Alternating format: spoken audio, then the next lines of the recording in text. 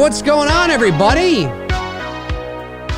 What's happening? It is Monday, December the 13th, 2021, 6:11 p.m. Eastern Standard Time.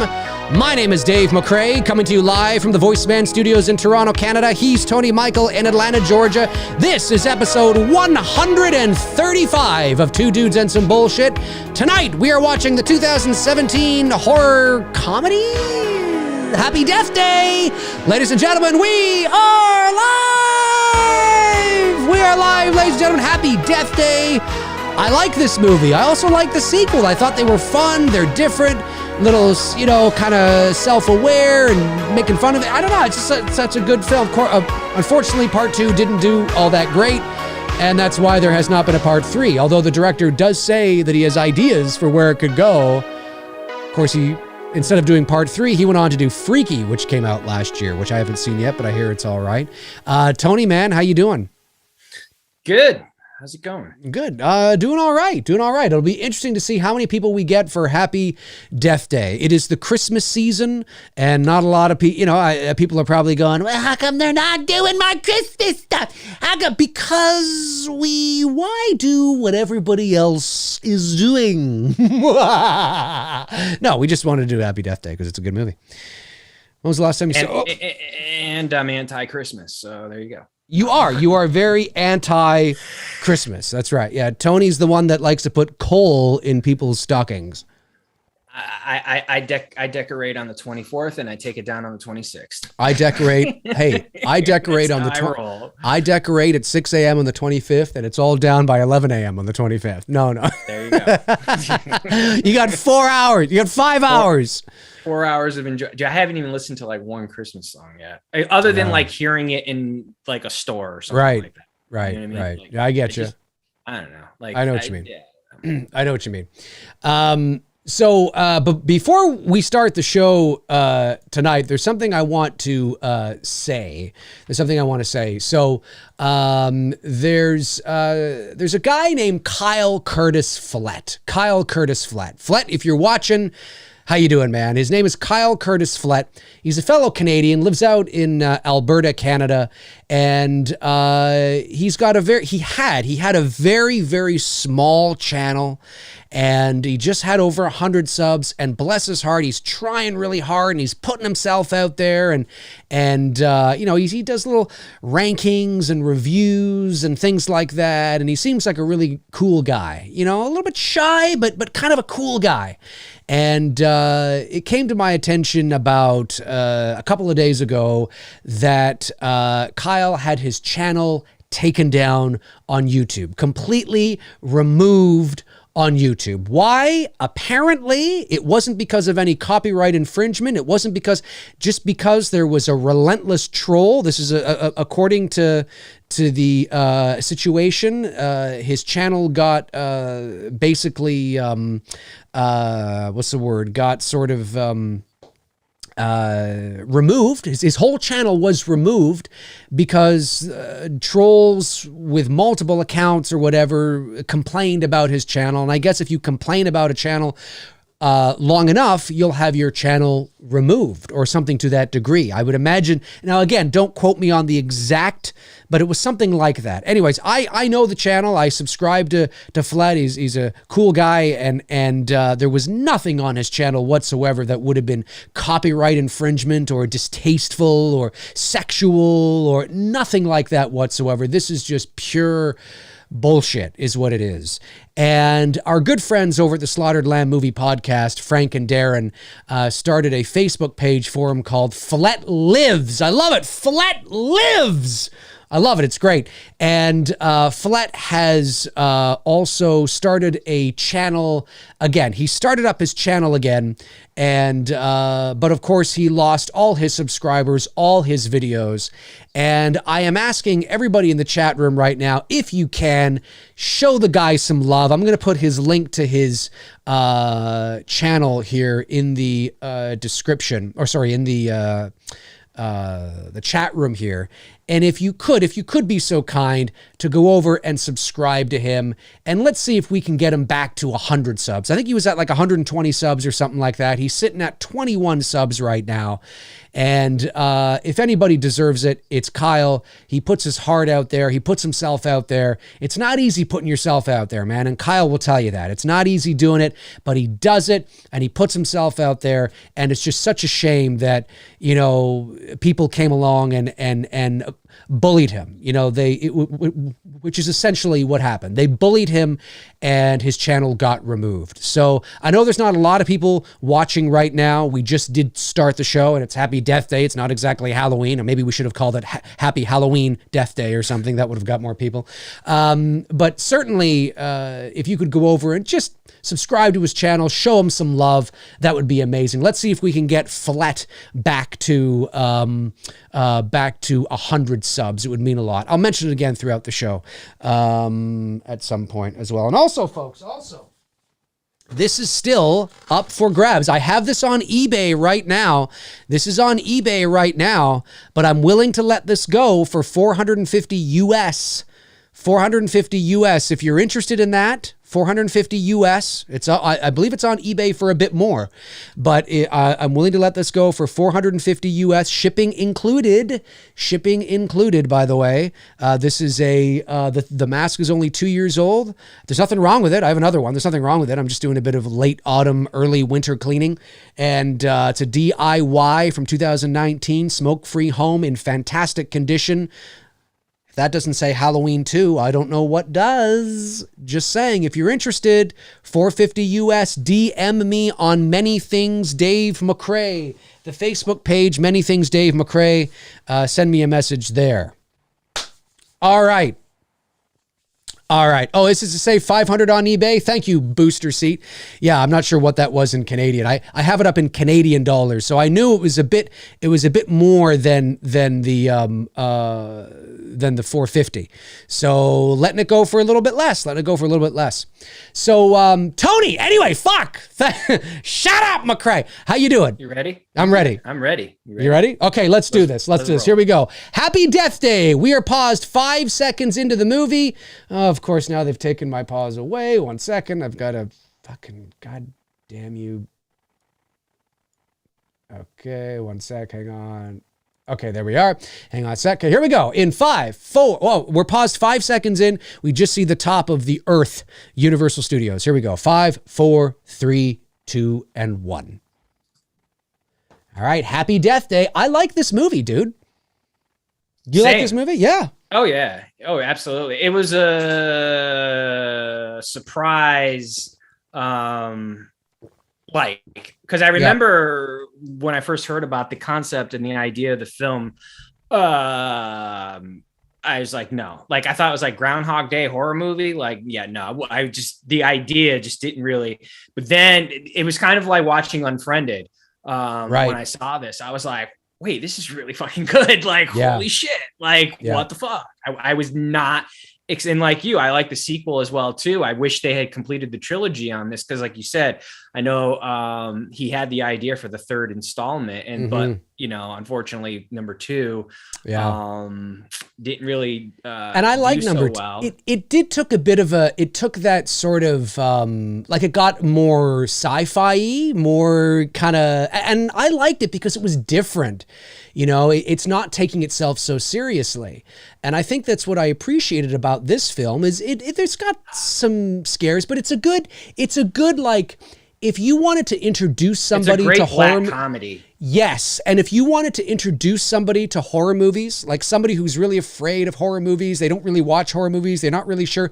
This is a good, safe horror movie. Would you not agree with that? It is. No, it absolutely is a very safe, like, you know, if, like you said, if they're not totally into horror films, but you want to have something with a little bit of a scare element, but actually just be entertaining. Right. This is it. Absolutely. Know? All the actors like Jessica Roth. I love her. Yeah. You know, everyone was great. Everybody who, you know, the actors in this movie played their part. Like, I totally believe that these were college kids. Yeah. And I think the element of setting it, like, it's not high school kids, you know what I mean? I think the element of setting it into college. Yep. I liked, but again, I just remember going into the theater, like, this is going to blow. And then I walked out of the theater like, holy shit, that was fun. Yeah. I didn't see it in the theater, but I rented it because the concept, like, horror meets Groundhog Day, I was like, oh, this might be interesting. And I forget when I watched it but I watched, I think it was on Netflix, and I was like, wow, this is actually kind of fun. Like it's not scary. It's like it's got kind of it's like how I feel about Scream. I don't think it's like scary. I guess it depends on what you find scary, but there's a cheekiness to Scream, right? There's a self-awareness to Scream. Obviously, it's borderline spoof. It's not quite spoof, but it's very self-aware, and kind of has, whereas this, I find it's like a cousin of Scream in that sense. I'm not talking about the plot or the narrative or the story, but in terms of the vibe, the kind of horror movie it is, it doesn't take itself too seriously. It's got a fun sort of shtick to it, a fun angle to it, a fun concept to it, and therefore it's spooky in certain moments, but it's kind of fun, you know what I mean? And so yeah, I really appreciate it. And the second part, I liked. Did you ever have a walk of shame in college? Be honest. No. Be honest. No, I didn't. No. You never, ever had a walk of shame. No, I did not. I don't believe that. No. I don't believe it. I don't. Everybody in college has at least one walk of shame. No, I don't recall. I definitely did. Yeah. I remember my walk of shame. Vividly remember my walk of shame. No, I don't recall. I don't recall ever having a walk of shame. Maybe I was in high heels. Maybe that's what but part two, now I like part two as well. Part two takes it to the next level. Now it's not really a horror movie anymore, like a horror comedy. It's more of like a sci-fi comedy kind of thing, but it's still really good. And I liked part two so much that I was really hoping they could bookend it with maybe a part three. Unfortunately, as Tony just astutely pointed out, part two just didn't do as well. And Blumhouse was like, this is a business. Yeah, he decided to invest his money into remaking Black Christmas, and we saw how that went. That's right. It's the best movie ever made. And this movie is called Happy Death Day. The second movie is called Happy Death Day to You. I think, and I should have thought, I think the part three, if they're going to do it, should be called Happy Death Day, Dear So-and-so. Because then it kind of makes sense in terms of with the song, Happy Birthday to You, Happy Birthday to You, Happy Birthday, Dear Tony, so you have Happy Death Day to You, Happy Death Day, Dear So-and-so, which would have been the killer, I guess, that they revealed at the end of the second movie. That's what I think maybe the third movie should have been called if they were ever going to do one. But anyways, yeah. But I was just in a trance looking at the Winnie Cooper college years. That's all right. It looks like Winnie Cooper all grown up. A little bit, yeah. Danica. This was the biggest surprise, I will say, and I, because in the history of horror slasher, there isn't too many female killers.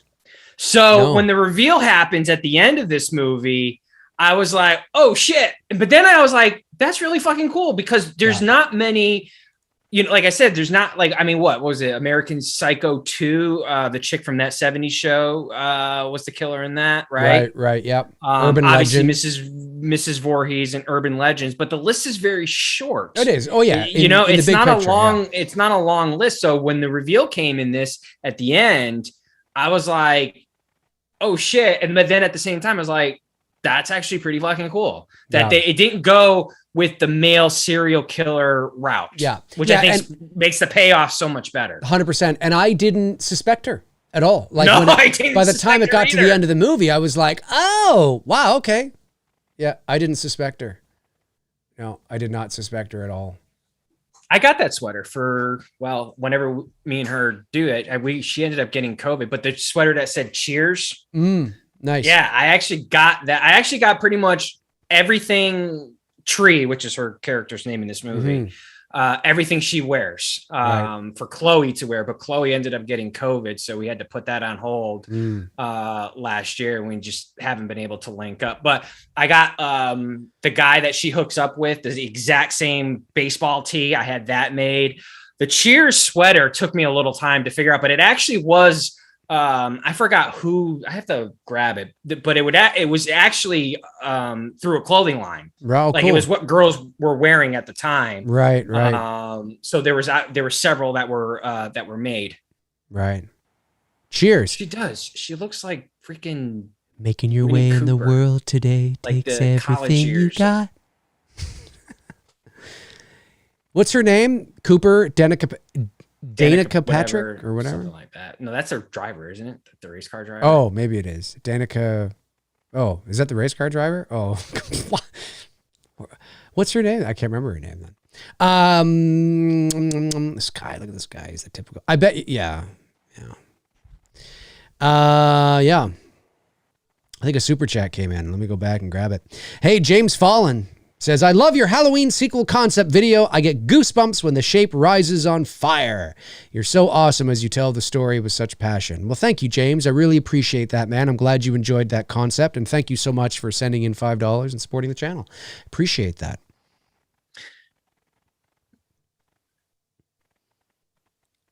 Making your way in the world today takes everything you got. I still think they should have had on her phone should have been 50 Cent song. I don't know why.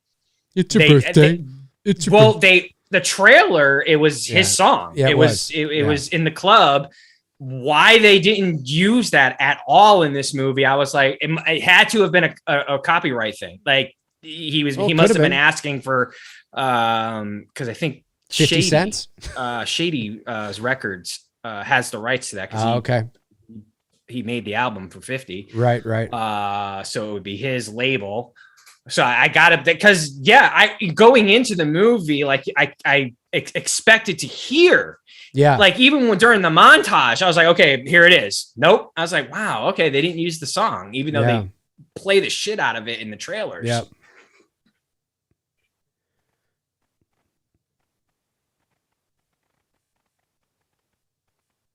Yeah, I'm starting to remember. I haven't watched this movie in a little bit. Now I'm starting to remember it again. This is a really good movie. This did very well. I watched this about a year or so ago. Like probably like somewhere during the pandemic. It's unfortunate that it didn't or that part 2 didn't do as well. Yeah, it's definitely a movie I do recommend. Like when people like message me from time to time on Instagram. Yeah. Like, hey, do you got any suggestions for a movie? This is one that I'll be like, hey, you should check out Happy Death Day. It's a really good movie. Yeah. Tree gets around. It's a safe horror film. You know, if you're going to watch if you have a girlfriend or a boyfriend, most guys don't care, but if you have a girlfriend or a wife or a partner who's just not crazy on horror movies, but you want to watch a spooky movie with them at Halloween time or that has like a spooky vibe to it or whatever, Happy Death Day is a safe horror film. It's not scary. It's just it's fun. It's fun. It is fun. Yeah, no, it's starting to come back to me now. It's just the scenes here. Again, I haven't watched it in a couple years, but now it's starting to come back to me. I'm like, oh yes, I remember this now. I remember this. Those are some serious rollers in her hair. Yeah, those are big rollers.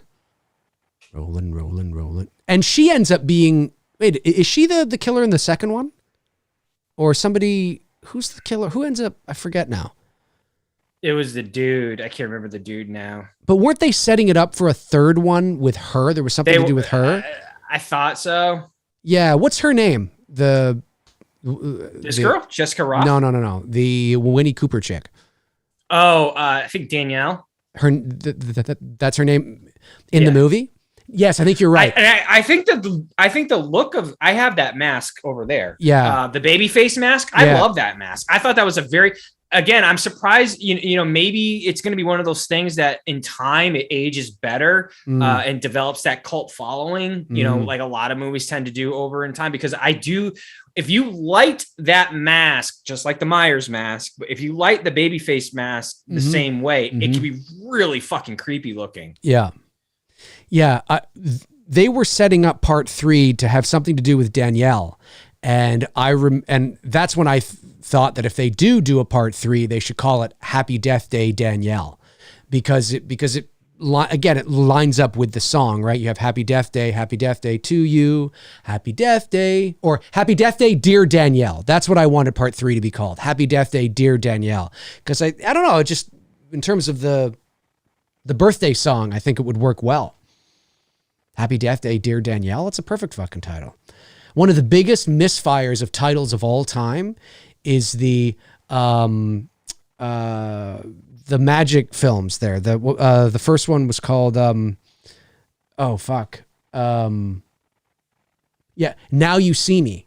The first one was called Now You See Me, and the second one was called Now You See Me Too. And I'm like, hello, now you see me, now you don't. I know. I'm like, how did that will forever go down in sequel history as like the biggest missed opportunity for a film title. Well, and they got it. I mean, look at the comedy dramas at the end of the 90s, early 2000s with Billy Crystal and Robert De Niro, I think it was, both directed by Harold Ramis, if I'm not mistaken. You had Analyze This. What was the sequel called? And Analyze That. Analyze That. This and that. This and that. That's a saying, right? So, I mean, can you imagine if it was called Analyze This? Analyze This Too. I mean, what? Unless it was a TOO or something. But I'll never forget when I heard that they were making a sequel called Now You See Me Too. I'm like, what? It's clearly got to be called And Now You Don't. Come on. Anyway.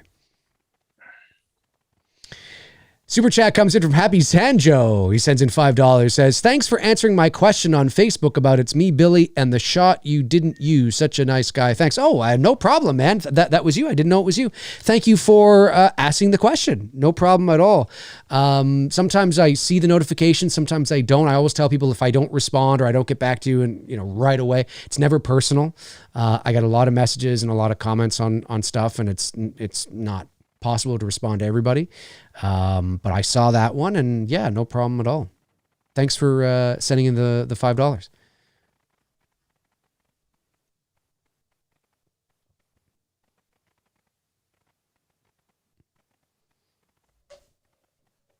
Oh, she's back to where she was.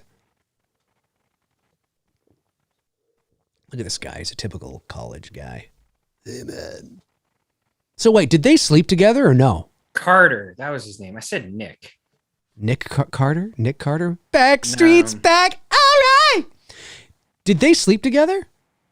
No. She thinks they did, but no, they don't. He's just the nice guy. That's why, like, the whole walk of shame thing at the beginning of the way she's walking. Has he been friend zoned, or maybe that's what it is? At the moment, until the movie progresses. Oh yeah. It's lame. Yeah. By the way, folks, never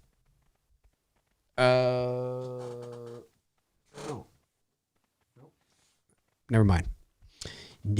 Today is the first day of the rest of your life. I had a brain fart. Yeah, I had a brain fart.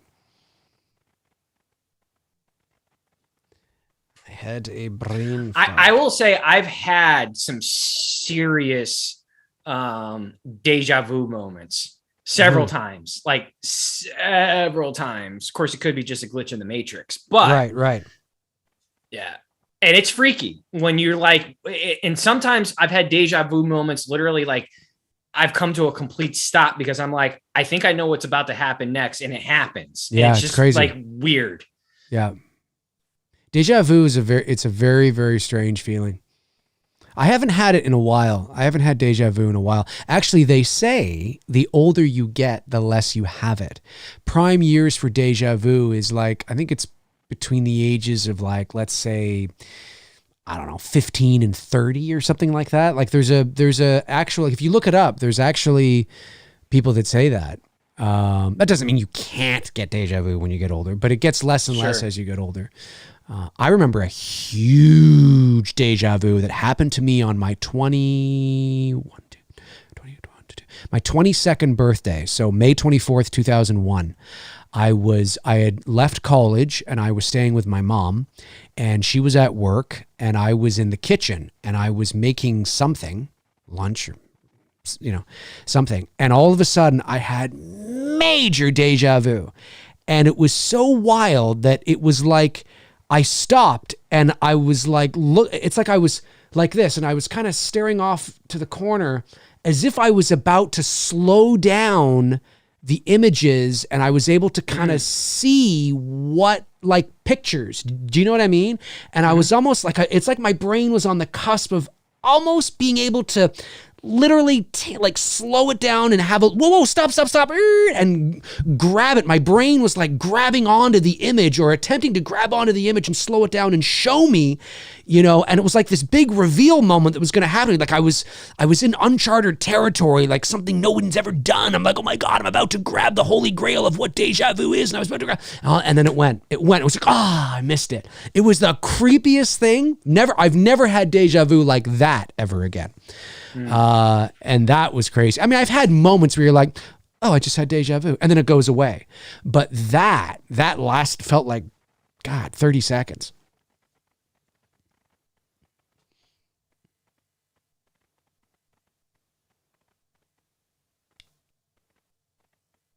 By the way, next Tuesday? I think it's next Tuesday. Tuesday? No. Wednesday. 21st, 22nd. 22nd is Wednesday, right? I believe next Wednesday, I'm going to be having Bruce and Victoria and Shelby and Malika on the channel next Wednesday evening. We'll be doing a Billy watch along. It's me, Billy watch along. So that'll be interesting. Very cool. At least that's the plan. They've all agreed to it. So we all paid them, and no, it's not. It's part of their contract.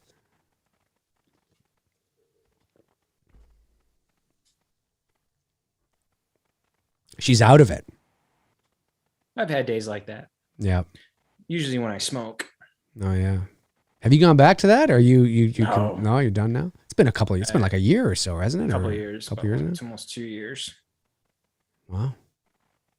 So that means you I must stopped be in 2019. So you must be more comfortable than doing the show now too, right? Because I remember you used to do that to kind of loosen up a bit before the show.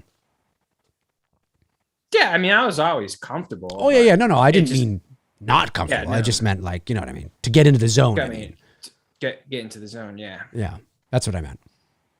Yeah. The only thing I smoke now is just regular cigars, and that's it. Do you smoke them on a regular basis? Like you just walk around Usually like on the Arnold weekends- Schwarzenegger? Usually on the weekends, I'll have a cigar with whiskey. Yeah. You should walk around with it like and just be like, yeah, anybody I want a usually just do it, cigar? like, on my deck or porch patio, whatever, I think chilling out. at nighttime you should go out with a cigar and just go, yeah. Actually, believe it or not, you in our area, anyways, in the South, you do see a lot of men walking around with cigars, smoking cigars. It's very common. Yeah. That, and you see a lot of guys with dip. That's another popular thing. Okay.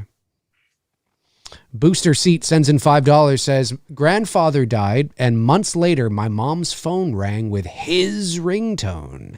It was a song called Daddy's Girl. She answered it, and it was aunt calling. It was your aunt calling. What the fuck? Well, I don't know. I mean, that might be something. It depends. Was your aunt calling with his phone?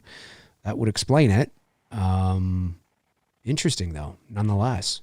Very interesting. Thank you for the super chat, Booster Seat. This guy looks like he could be a young William Dafoe almost. Well, maybe not quite. Well, a little bit. I don't know.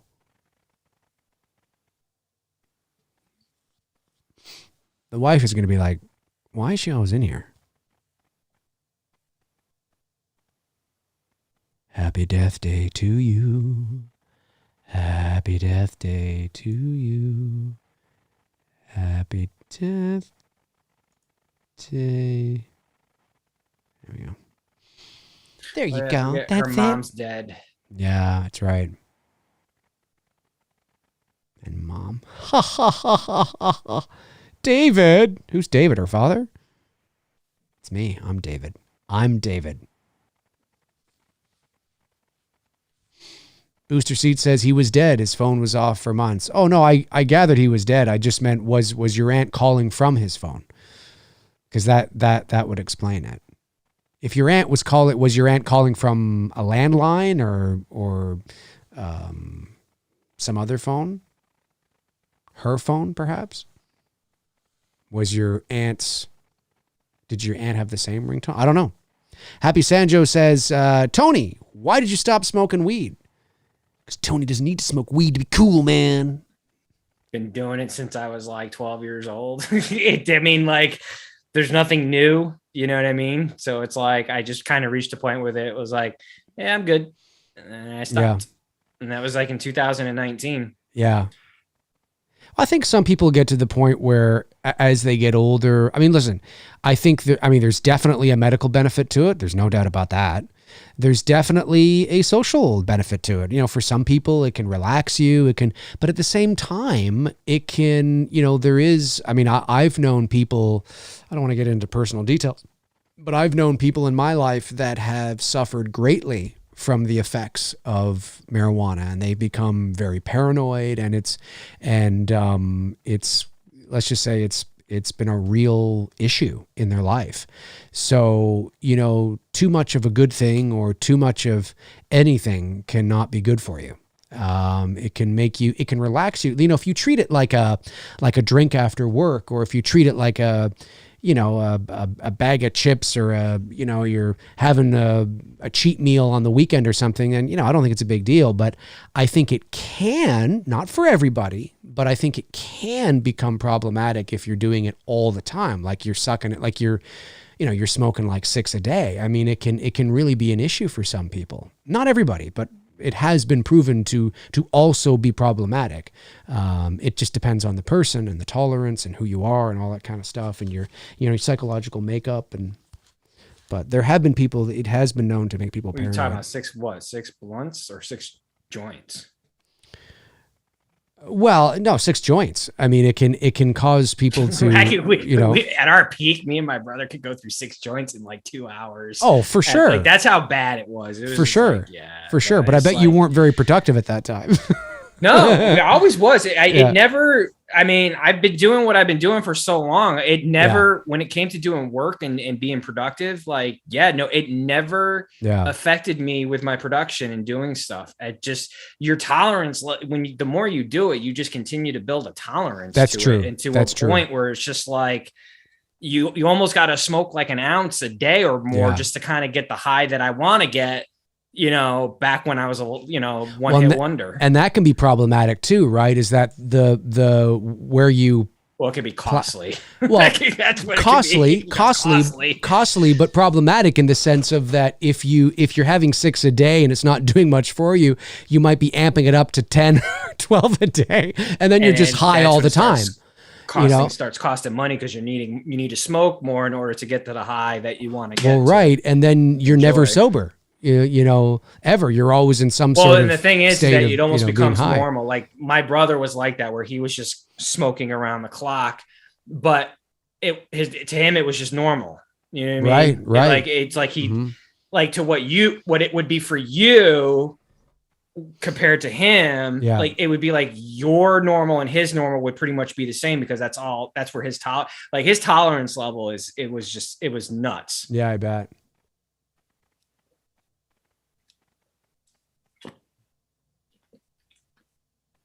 Yeah, I was the same way, Joseph, with smoking. It definitely makes you very creative, because you get more, I don't know, it's, for me anyways, it made me very creative. For some people it does, yep. For some people it can get you more creative. For other people, what I can tell you problematic. Don't do is a bad combination is don't trip out on acid and then smoke from a gravity bong when you're coming down off of your trip. That was a bad combination. My sister could tell you that story. Like, I mean, I had a great trip. I was in school suspension for the day, and it was just really fun. I was on a really good, going on the bus, coming home. My sister was like, "Are you good?" I'm like, "I'm good. You want to smoke weed?" I'm like, "All right, fine, whatever." So we went to this dude's house, like a couple blocks from where we lived. We smoked out of the gravity bong. I only took like 2 or 3 hits. Dude, I went into full-fledged paranoia. My sister literally found me in the fetal position in our shed, freaking the fuck out. And she's just sitting there rubbing my head like, "You're fine, you're fine, you're fine." And if it weren't for her, man, I probably would have gone on some type of really just bad, because I think what happened was the weed ended up bringing me back on the acid, but like it just amped it up even that much more. And that just was not a good combination. If I didn't know any better, I'd think Michael Myers' 1978 was actually Chester Franklin Jr. Maybe it is. He's asking the same question in the same way that Chester asked last week. Don't know, Michael Myers / Chester, if you are the same person. Not sure yet. Not sure yet. Eventually. You know what's funny is I'm just laughing at the guy dancing because we had a buddy of ours that used to literally dance like this all the time, and whenever we would smoke and he would leave, my brother would get up and start mimicking him, and it was the funniest shit. Sorry, kind of looks like a young Joaquin Phoenix here, doesn't he? A little bit. Yeah, I think he does. He's got a little bit of that young Joaquin Phoenix vibe. Joaquin Phoenix. That's how you got to say it. Joaquin. Just a little bit. Just a little bit. Folks, if you're just joining us, at the beginning of the show today, I was talking about a friend of ours. He's a guy by the name of Kyle Curtis Flett, and really sweet guy, really trying hard to build his channel. And he had his channel removed from YouTube. He had built up 110 or 120 subs or something like that, and a bunch of trolls got his channel taken down. He didn't violate any copyright. He didn't violate anything on his channel. There was nothing distasteful or anything, but his channel and all his content got removed, and he felt so upset. He tries so hard, and he's a very, very sweet guy. And shout out to Frank and Darren of the Slaughtered Lamb Movie Podcast, who built up a Facebook page for him called Flett Lives.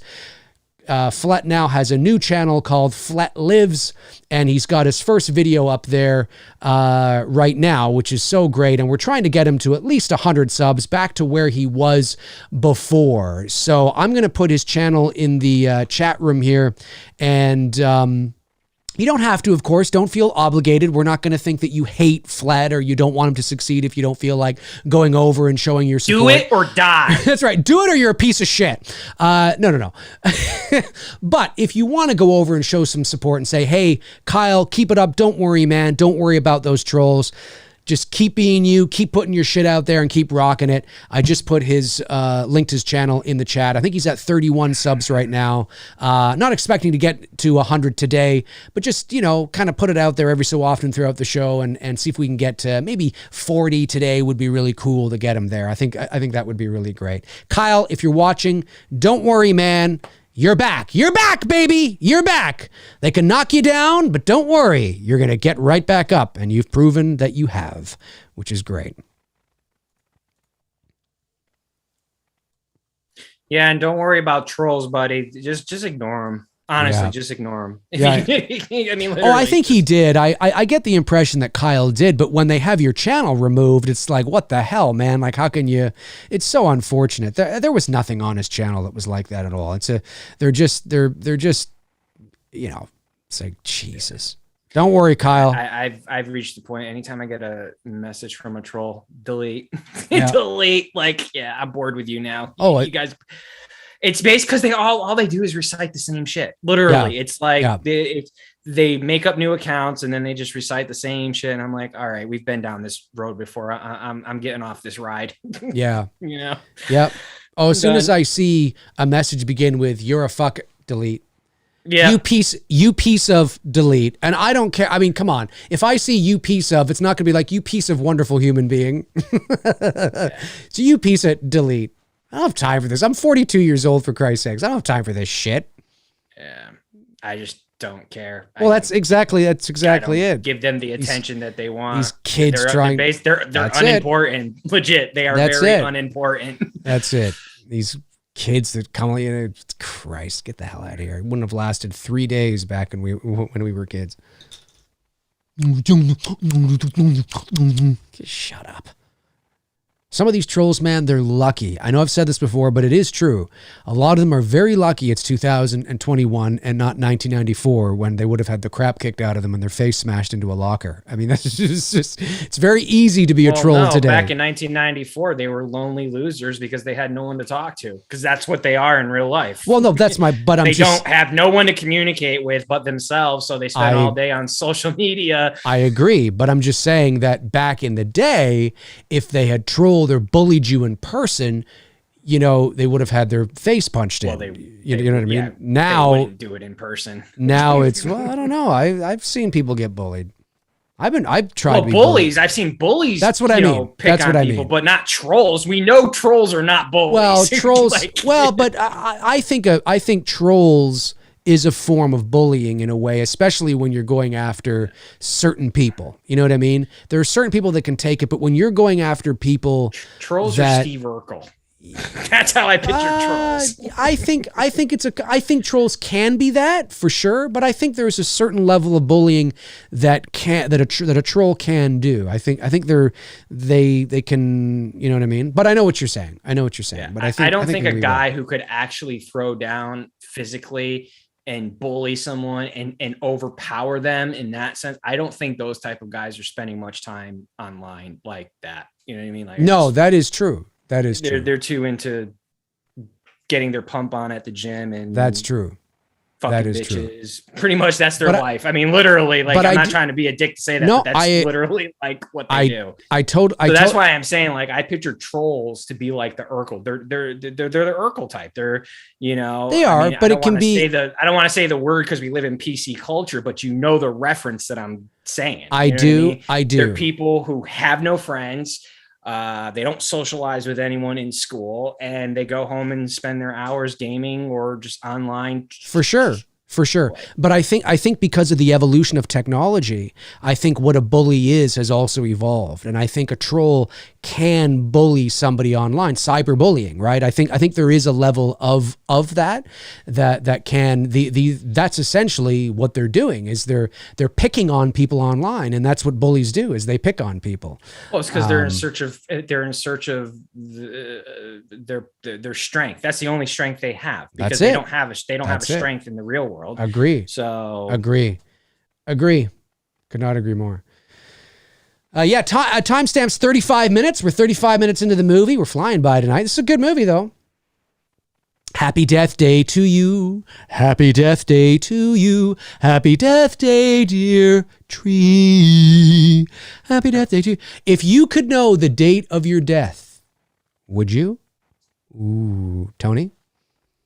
If you could know the date you were going to die, would you? Yeah, because then I would get in everything I probably would live my life even that much more to the fullest. Here's a question for the chat room. If you could know the date of your death, would you? If you could know the exact date you were going to die, not necessarily how or the time, but the date for which you were going to die that day, would you? I don't think I would. Because, if somebody said to me, Dave, you're going to die on August the 6th, 2070, I'd be like, okay, I'm going to be in my 90s. So I'm like, all right, well, that's fine. But if somebody said to me, Dave, you're going to die on August the 6th, 2024, that's a problem. Start living. That's a sucky. That sucks. Jay Beach says, yes, I would. Really? So Jay Beach, if somebody said to you, you're going to die next week, you'd be okay with that?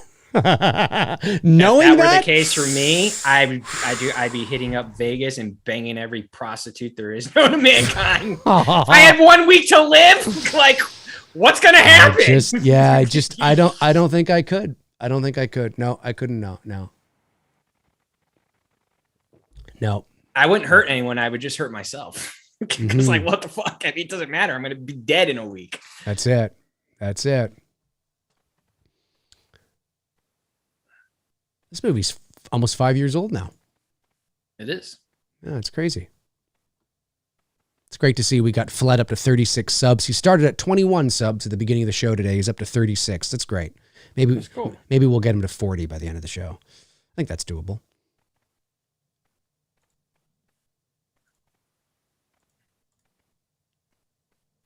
Trying to get... Oh, I see. I wish my name was Branch, so that me and her can get married. Tree and Branch. Tree Branch. Go together. Exactly. Has she... What else has she been in? Jessica Roth. Yeah. She's been in a lot of stuff. If you pull her up on IMDb, she works. Okay. I mean, she's not like, you know... She's Candace Cameron. She works. You know what I mean? Candace Cameron's always cranking out them Lifetime movies. Right. It's funny. Now, this person in the mask here, right? We're supposed to believe that this person in the mask, in the babyface mask, ends up being the girl at the end of the movie, right? The girl that gave her the cupcake, right? But I think it's probably a dude that's doing all of that. Sometimes when they want to mask the woman as the killer, they'll have the dude throughout the. They'll have a man because of the stature and the physique. Not as long as it's not like The Rock, you know what I mean. But they'll have kind of like a guy to kind of trick the audience. And then at the end of the movie, of course, they show who. I'm not saying in this movie they've done that, but I have seen that before in other films where where it ends up being a female like as a killer. Scream, you know, 100%. Matthew Lillard and what's his name there? They only wore the Ghostface costume for one scene, both of them, and that's it. And it wasn't actually a physical scene because Ghostface is actually a stunt guy. Pretty much throughout the whole movie. Right. But in this case, I'm sure they did the same here. Yeah. But in this case, they could have hired a stunt woman to do it. But sometimes in these films, you'll see a man as the masked killer, even though it's by the end of the movie, it's revealed to be a woman, just so people don't automatically, because as soon as it's such an archetype, it's such a stereotype as that the man is the killer, that if you have it as, if we can tell based on the physique and breasts and things like that, obviously the woman's good, that immediately, you know, sort of eliminates 50% of the people that you might think it is, or that is stereotypically it actually usually is. So yeah, you'll usually see that. But at the same time, it's a physique that you're like, yeah, I guess I could buy it. Now in this movie, it's still, maybe it was actually, I'm not sure, but. All right, look.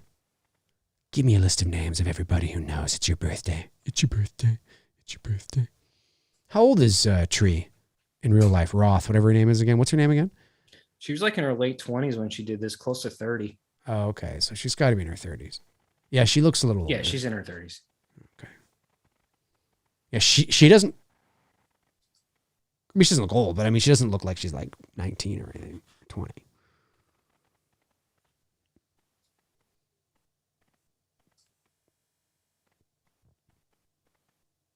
But the guy does look like he's, you know,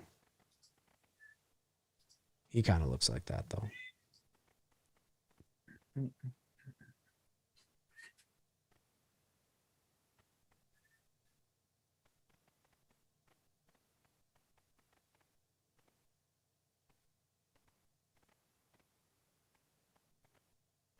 Now she falls for him, realizing that he didn't take advantage of her. So that's the trick out there, guys. Don't take advantage. Don't do anything. Women love passive men.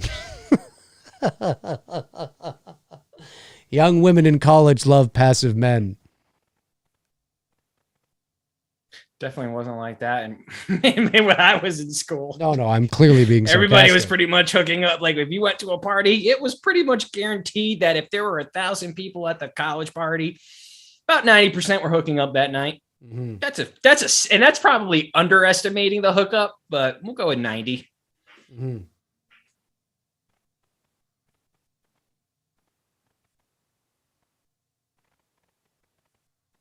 course, you and I were in the years of like when ska was really big, the ska bands playing at the parties, the college parties. Do you remember those? No, what's that? Ska bands, like Yeah. it's like rock with trumpets and horns. Sublime, they were kind of in that ish. Okay. Yeah. Who else would have been in that category? Gwen Stefani's band there. Oh crap, what was their names? I know who you're talking about now, though. Holy shit, I can't remember the name of Gwen Stefani's band. The one that she did Don't Speak and No Doubt. No Doubt. Kind of like that type of genre. It was just like a mix. Okay. Oh, she's dead again. But yeah, we had a lot of ska bands up at UConn and University of Connecticut and UH, University of Hartford as well too. I love how she's getting to the point now where she's like, fuck this. Yeah, she's getting to the point where she's not afraid of dying anymore. You know what I mean? Like the Mighty Mighty Boss Tones. Yep. Mr. J, that's right. I forgot about them. I can't remember what was college. Yeah, I mean, all the bands you said you just said was. I have a perfect location for a similar shoot like that where at the UGA fountain, and I got permission to do this, and it's going to be a quick shot. And I talked to Chloe about it, and I was like, I really want to do this where Babyface. It's going to be one of the last shots, and we're going to do it at night, and we're going to have Babyface putting her under the fountain water and bring her right back up. Like it's going to be a quick thing. It's not going to be a fast thing. Right. Or a long thing. I'm not going to keep her under very long. Right. Now, hang on a sec. She died, but Danielle also died. So Danielle's back? But if she's reliving her day, everybody's brought back. That's true.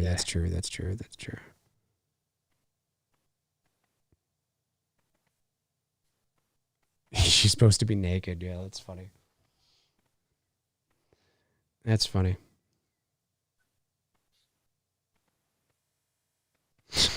That's got to be a body double. Probably.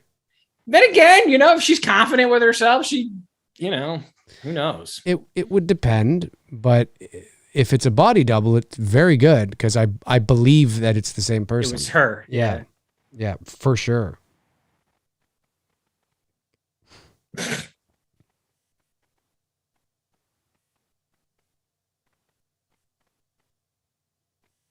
God.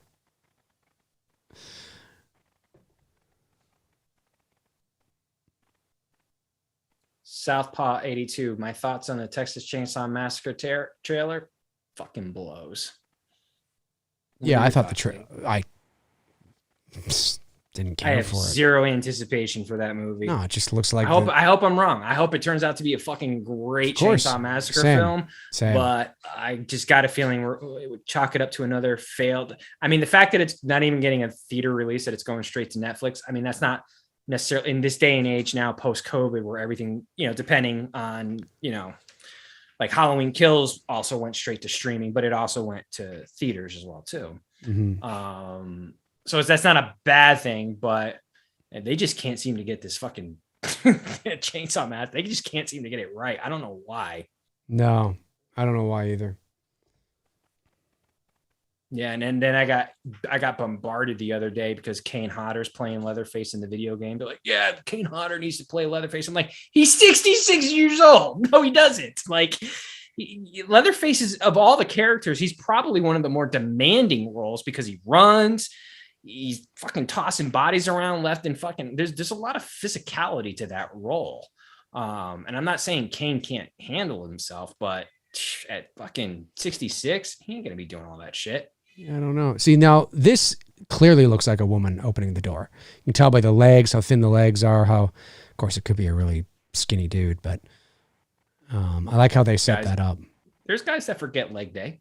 Yep, for sure. And just work the upper body. Yep. I always laugh when I see that in the gym. Like, yep, you don't do leg day. See, I love how what they've done there too is that it quickly changes to him, which is a misdirect for the audience. They're making them think that, oh, maybe it's him. Maybe it's this guy. Foreshadowing. Was this dude in the second one? I can't remember. Yeah. He was? They all were. Oh, okay. Yeah, I know. Yeah, okay.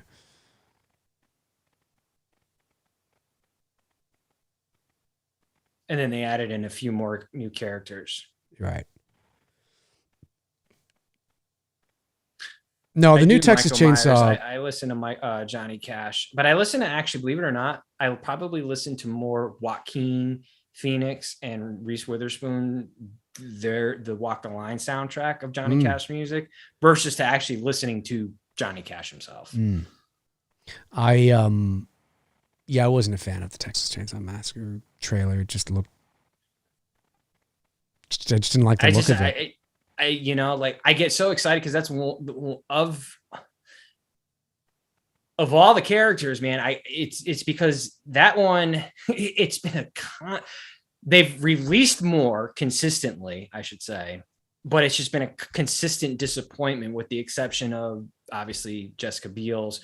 Yeah. Now, I'm also a fan of Texas Chainsaw: The Beginning, the prequel to that. I don't mind it. I mean, I prefer the Jessica Biel one, obviously, more so.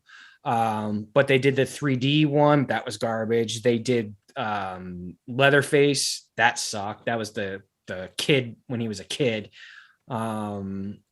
They just, I don't know, man. They just cannot do a good Chainsaw Massacre. And then obviously everything after the first one. The second one I know has a fan base with, being a black comedy. I still don't understand what Hooper was trying to do when he did it, but he did. It was his vision, and that's what he gave us. 3's garbage, 4, whatever. But yeah, I just like the original and the 03 version, or 04 or whatever it was. 03, I think you were right. Yeah. And again, that doesn't mean that this new one's not going to be good, but there was nothing in that little teaser, in the teaser that itself. I was just like, no, there's nothing. It just unlike Scream, I will say this: Scream's got me excited, and the fact that they could be going down a serious dark road here with this movie, I'm very, very intrigued that if it's not going to be this, the campy slapstick, it's kind of like where Scream 4, where Wes Craven started to go with it. If you watch Scream 4 and Scream, if you watch those two, forget 2 and 3, but just 1 and 4. 1, like you said, it's like this film. It has a bit of a slasher tone to it, but it can be also, it's a little bit of a comedy. It's lighthearted, doesn't take itself serious. Where Scream 4, it began that turn. It started to get a little bit darker, dealing with obviously serious issues of jealousy and envy and all that stuff. And didn't rely on hokey, one-liners and all that shit. Whereas the other two that followed the original Scream tried to duplicate the same formula that the original Scream did, and it just never recaptured that. And then, of course, you get into the third film and the brother and whatever. That was just stupid. But from what I'm seeing and hearing, that this is not the same. This is not going to be the same type of Scream movie that we're used to. And that they're going down a very dark road. I want Sydney to be the killer. That'd be a twist. That'd be great. Sydney's Although in the recent trailer, she's talking to Ghostface on the phone, so I don't think that's never know. Misdirect. It could. Well, then again, you're right, because they did say a lot of what we're seeing probably may not show up in the movie, and I like that they're doing that. I would love it. Because it would piss everybody off, and listen. I say this, obviously I'm being satirical, but there is a part of me that sometimes likes to watch the world burn, and this is coming. Oh! Sorry, I missed a death here. See, that's clearly not, that looks like a dude, right? Like the stature of a dude, right? In the babyface outfit. That's clearly a guy, right? Just the way it's handling. I don't get the impression that that's a woman. It doesn't have a female physique, for sure. It doesn't have a femininity about it. And I'm not saying that women can't. No, because women's got curves. Women have curves. Right. In right places. Right. But that would be deliberate for two reasons. Because it helps to mask who this is, right? They want you to think it's a guy. As soon as you see it's got breasts and the way they carry themselves is more effeminate or whatever, then immediately well, that's a woman. So it's smart to do that. But at the same time, the gentleman, I'm assuming it's a guy who's playing, we'll call him Babyface here, is not like has a ridiculous physique where you don't completely buy it. You know what I mean? No, there's a part of me that always likes to watch people get upset and complain because I'm for the most part, I'm emotionally disconnected from a lot of the stuff that people are really like going crazy over. So I rarely have a dog in the fight. So I can sit back and just kind of enjoy the mayhem and watch everybody get upset. Like Scream, I don't really have a dog in the fight. I like the first movie. That's really the only movie I really like per se. So I hope this one does well. It'd be good for horror. It'd be good, a rising tide raises all ships. It'd be great. I hope it does well. I think the trailers look interesting. But if it's done really well and Sydney ended up being the killer, of course, it doesn't really make logical sense if you think about the rest of the series. But hypothetically, if she was the killer, and it turned out to be amazing, I'd be like, yeah, it's great. It's kind of like how I was when Rey was a Palpatine. There were so many people that were like, no, and I'm like, that's fucking great. I love it. It's fucking great. It's different. I forgot that they made her a Palpatine. Yeah, it's great. I think that was smart. A lot of people miss sort of the symbolism in that as well, that it was a Palpatine that defeated, that went against her destiny. You know what I mean? Instead of becoming evil, continuing to go down the path of evil, that's the biggest fuck you to her grandfather in history. You know what I mean? Anyway, I think it'd be funny if Sydney ended up being bad. It was hello. I hope it's not Dewey, because that would, to me, would be it would be too obvious if it was Dewey. No, but true. But I will say I want one of them to die at least. I think Dewey is probably the most expendable, and I would like to see him go. I think you got to take risks. I got a feeling Dewey and Gale might be out on this one. Yes. I don't think they're ready to totally pull the trigger on Sydney just yet, because that's a tough commitment to do. And because she is ultimately the face of the franchise, and you kind of want to have her in your back pocket just in case if this thing does, like, look, it's not going to do Halloween Kills type numbers, but if it's getting the type of,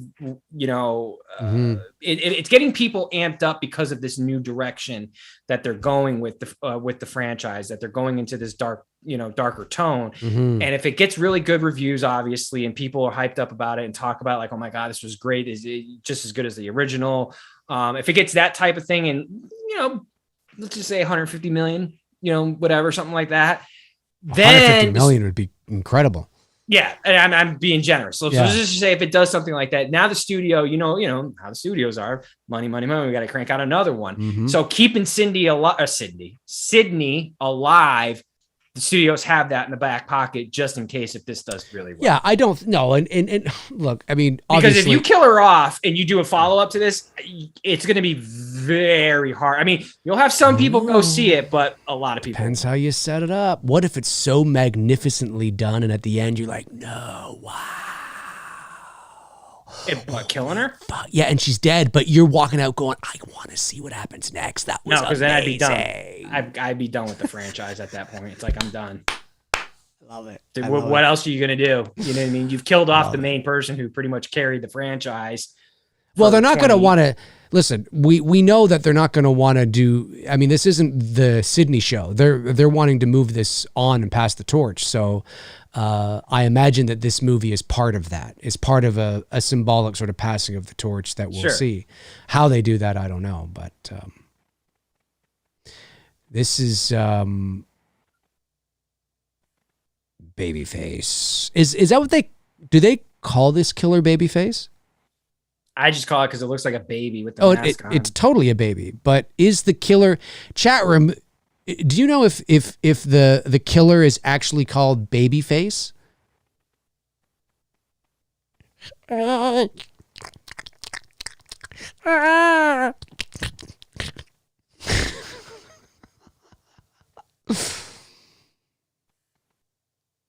She kind of looks like, just in that one shot as she was screaming, she looked like Amanda Seyfried there. Is it Seyfried? I think that's how you say her name. What's the chat room saying?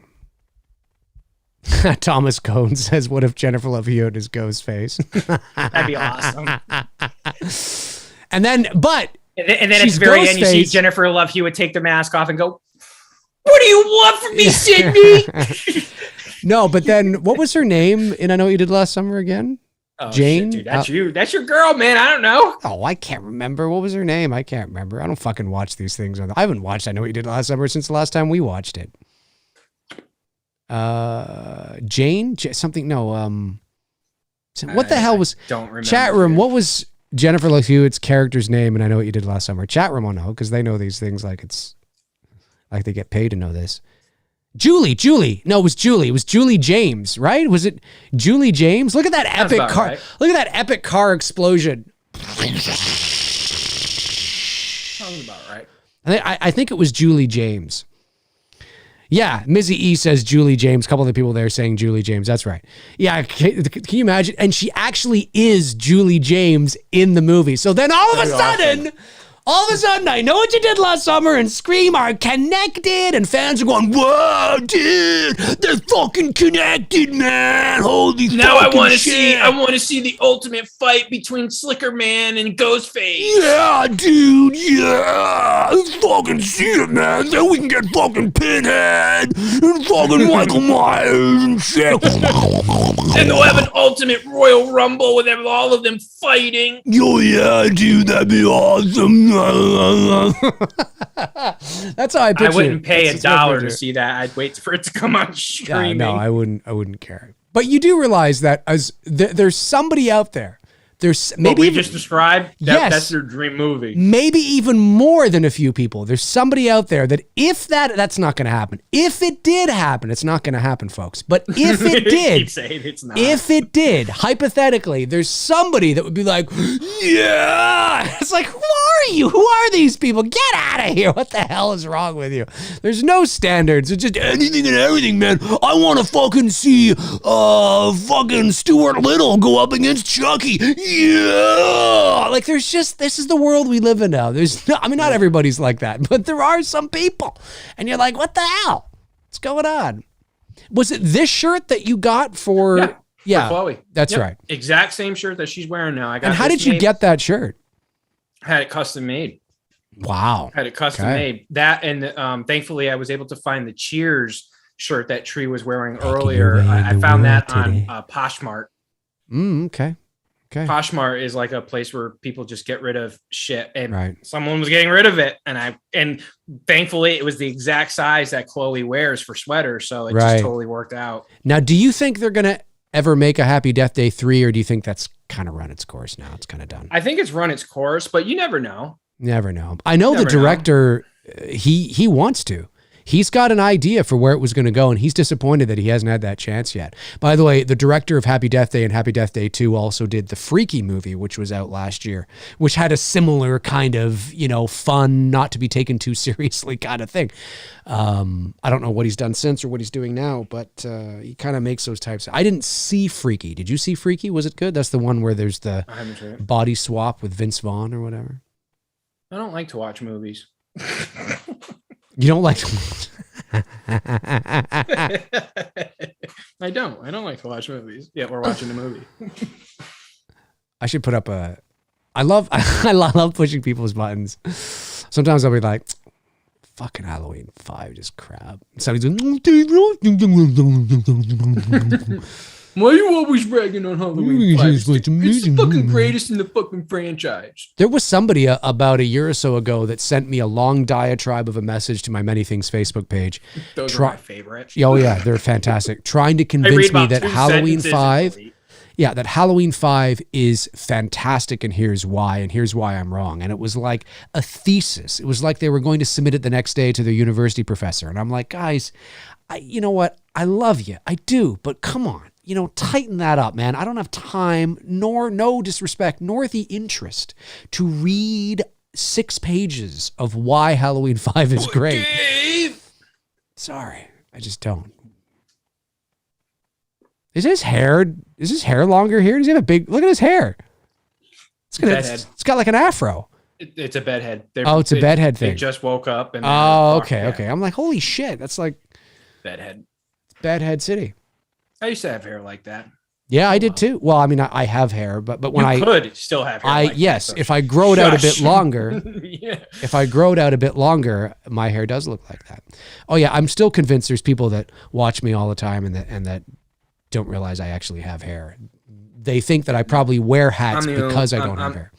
I'm the bald motherfucker. Yeah, but it's fine. I've embraced my baldness. No, but see, you look actually more girls like it with me with bald head versus with the hair. Well, because I've had especially girls who have known me and known me for many years. Well, because here's the thing, though. First of all, you have dark features, right? You're Italian. You have dark eyebrows.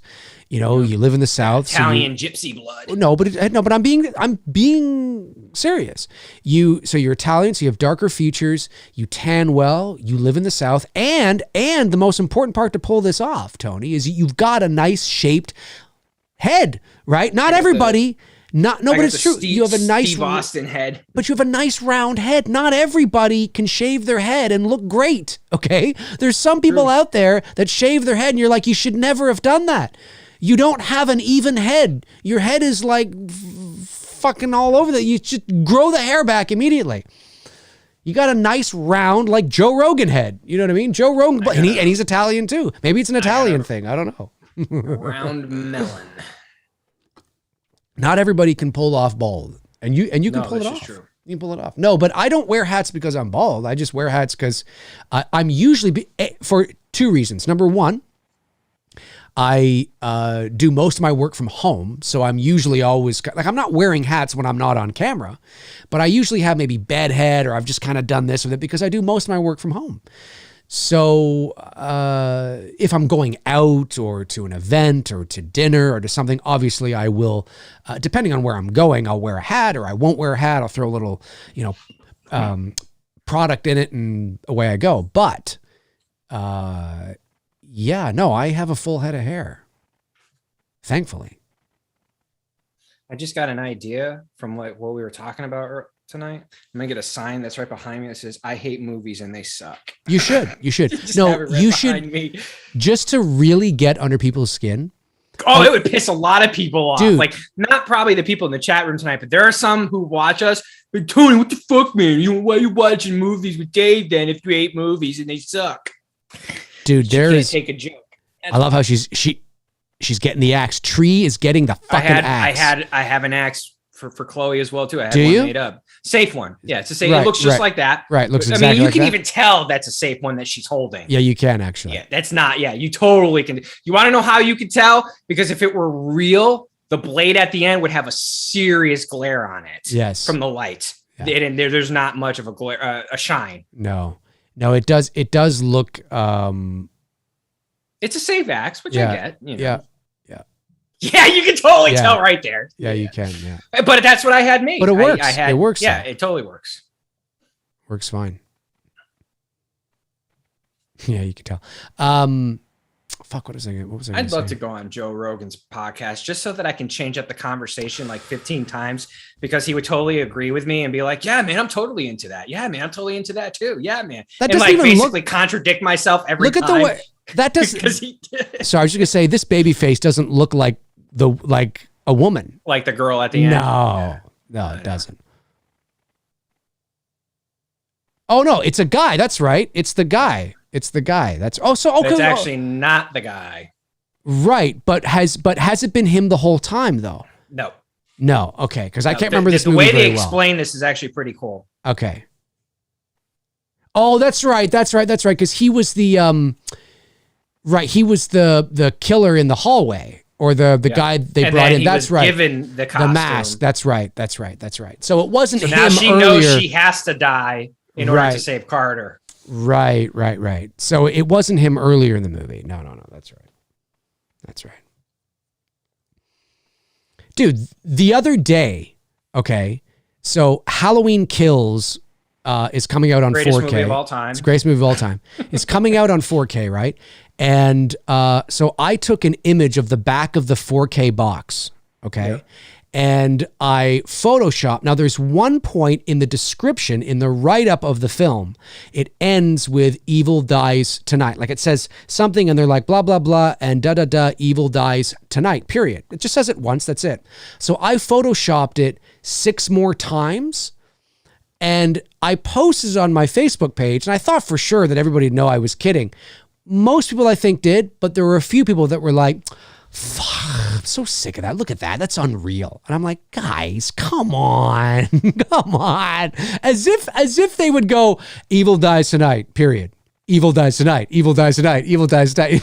People thought I was serious.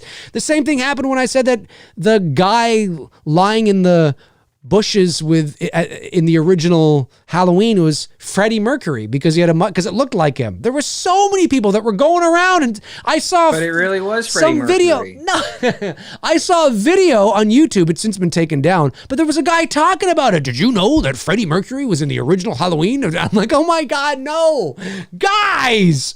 No wonder it's so easy to fool people nowadays. It's crazy. If it's on the internet, Dave, it must be true. Well, especially when I even put 2 winks beside my post the other day. I'm like, evil dies, or I said, blah, blah, blah, da, da, da. I can't believe they did this. Wink, wink. Nope, people didn't get it. I don't know why they thought I was winking them. Maybe they just thought I was attracted to them or something. I don't know. It's funny. I love you guys. You guys are great, but some people, not everybody. Some people are easily fooled. Gullible. Yes. Right here. Very easily fooled.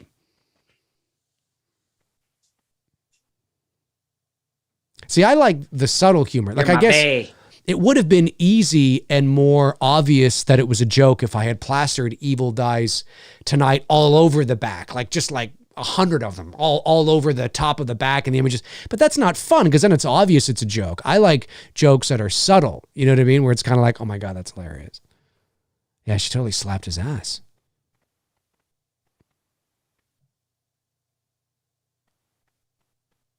But she's not done yet, though, right? No, there's...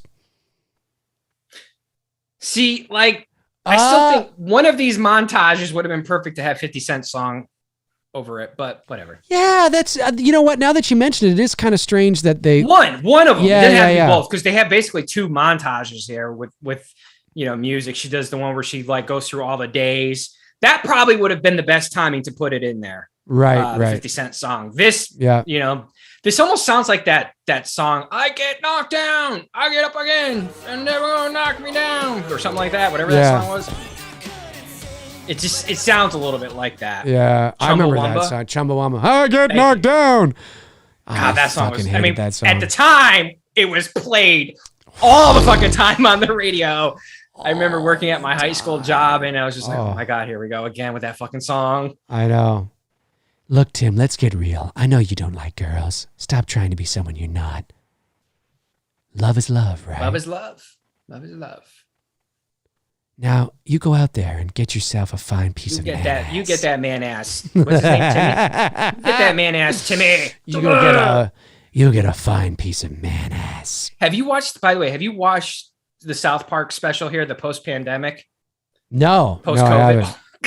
Do you watch South Park at all? No, I don't. I mean, I've watched it, but I don't watch it. You should really watch this special. It's so fucking hilarious. Oh my God. And what Cartman's doing to Kyle, it's the ultimate burn. I don't want to spoil it for you, but like, you know how Cartman basically was just gunning for Kyle when they were, as kids, right? Because this is them as adults, this special that they're doing. I think it's like a 2-part special for Paramount. Paramount. Am I saying that right? Paramount? Yeah, Paramount. Yeah, I think that's who they're doing it for. And but what he does, and it's so... I have to check it out. Oh my God. Yeah. Like everything they did in this was just like spot on. And then like every time like a new variant comes out, I'm surprised Trey and Matt haven't been canceled for some of the shit they're doing. Like they got in one of the sequences, Kenny gets like the Delta plus variant. Like, oh my God. I mean, for us, it's funny, but like to a lot of other people, I'm I can't believe they're getting away with this shit. Oh yeah. Oh, it's getting crazy again. Yeah. It's all about the Omicron. But they've been Omicron! They've been like that since day one, and I'm glad that they never caved into that they stayed true to who they were as far as with the characters, and they never. Well, I mean, Jesus, they've been on just as long as the Simpsons, like 25 years. Well, the Simpsons have been on for have been on since '89, and I checked out. And South Park, I think, was '97. I think so. They're probably about 7 or 8 years behind the Simpsons, but still. I mean, but yeah, for me with South Park, it's kind of a mood thing. Like sometimes I could be in a mood and then I'll go on a South Park run and then I'll back off and then I go on, then I'm in a mood. That was definitely one of my go-tos when I would smoke. Remember the South Park song "Chocolate Salty Balls" or whatever it was from the Chef? Oh, from the Chef. Yeah, that was good. Or the original, not what they did in the movie, but the original Kyle's Mom's a Bitch. Yeah. Which was during the Christmas special. Because every year I'll make the debate. I'll be like, the greatest Christmas song ever is Kyle's Mom's a Bitch. That wasn't a Christmas song. Yes, it was. It was in the Christmas special. Yeah. Mr. Hanky and the Christmas Poo. Yeah, that's right. Is that chocolate milk I see? Yes, chocolate milk, baby! There is always room for chocolate milk.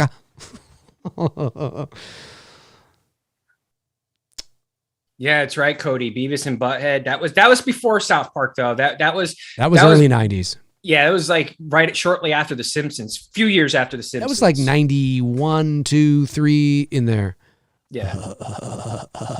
And they didn't last very long. That was a few years. Yeah, a few years, and that was it. They didn't have the stamina. They were. They were very, very short. Yeah, they just didn't have that South Park, Simpsons, Family Guy stamina where they can just go. You know what I mean? Right.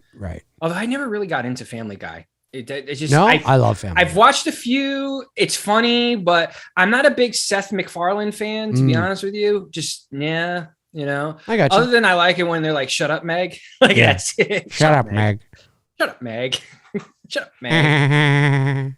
And what's her name? Mila Kunis. She does the voice of Meg, right? She does. She wasn't the original, though. In the very first season, it was Lacey Chabert or whatever, the girl from Party of Five, the one that was in Mean Girls. Lacey Chabert. She was the brunette in Mean Girls. Is she the dude's girlfriend? No, I mean the sister. I can't remember. The brothers' sister. I can't remember. But if you watch the very first episode of Family Guy, Meg has a very different voice. Okay. I mean, not like, but it's different. Yeah. And the irony is hilarious because Mila Kunis, of course, is stunning. And Meg is, this frumpy. It's just kind of ironic. It's funny.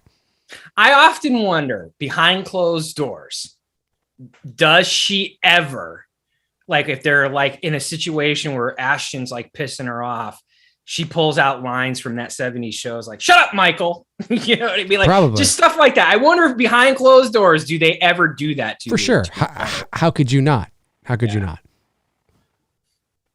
Or if he turns around "Damn it, Jackie." Right. You know what I mean? Here's the moment that this is the reconciliation here between Tree and her father. Like your classes? They're fine, Dad. I don't want to do that anymore. Do what? Small talk. It's just that this day is really hard for me. That's right, Dad. That's right. This day is really hard for me. I miss her so much. I miss the way she farts. I mean, the way she smells. No, Come on, man. Come on, man. Come on, man. Shut up, Meg. Shut up, Meg. What's going on? What's his name? Peter Griffin? Peter Griffin, yeah. Cleveland. What's going on, Peter? It's his friend. I listen, like every show that's been on for 20 something years, there's episodes that are really funny. There's episodes that are just not funny at all. Stupid. Yeah, exactly. Like any show, but I like it. I had tuned out of South Park for so long and then got back into it that I never caught on to the fact that I think it's in season 7 or 6. I could be wrong. It's one of those two. Mm. They stopped killing Kenny. I never caught on to that though. Right. When they brought, I think they actually, no, it is season 7. Cause at the end they killed Kenny at the beginning of season 6, I think. And then he never shows up again until the very end of season 6. Mm. And, he's brought back into season 7. Then I think he dies like once in a blue moon. Okay. But it took me a while to realize, like, oh wait, they're not killing him anymore. Right, and I get it. The joke, the joke could only go for so long. Right. And he's probably one of the more popular characters. On the show, Kenny. Yeah. Is. Tree's getting all badass right here. She's got the leather jacket on. I think it's leather, whatever she just put on. She's gonna fight it. She's going to town, man. Happy Sanjo sends in $5, says, I feel like such an idiot for falling for the Evil Dies Tonight post. Oh, I read it in haste. No, don't worry about it, man. Listen, you weren't the only one. There were a few people on there that were like, oh, really? Well, that's kind of dumb. That's really stupid. And I was like, I thought my 2 winks in the post would let you guys know, oh, that's funny. Oh, I like that. That's really good. That's really good. You know, don't worry about it. Don't worry about it. Okay, I guess because I guess it looked real. It looked real enough for people to look at and go, that's ridiculous. Which I guess is kind of what I think is so funny about it.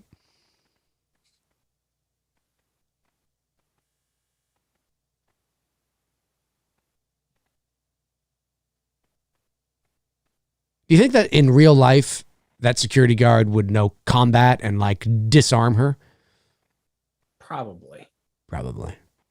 He's got the leather. Oh, he's got to kill her. So she thinks he's the killer, right? She thinks, but not realizing, like, which we find out as, you know, the movie progresses, what happens. Right.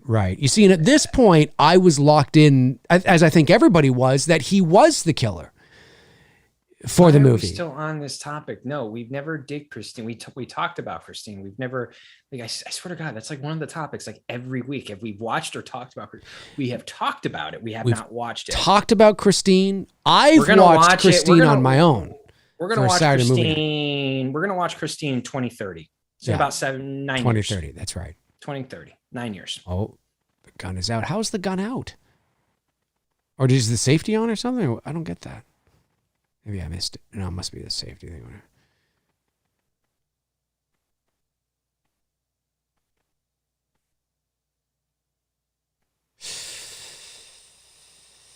This is not really a horror movie. It's like a thriller. It's like a fun thriller. It's like a thriller. It's a thriller. I wouldn't even classify this as a horror film. It's just it's just a fun movie. I mean, I don't care what we call it. I enjoy it. Yeah. No, I know, but I'm just thinking in terms of its execution. It's not all. It's just kind of like a thriller. Oh, but it's got that cheeky kind of angle to it with the Groundhog Day. You know. Yes.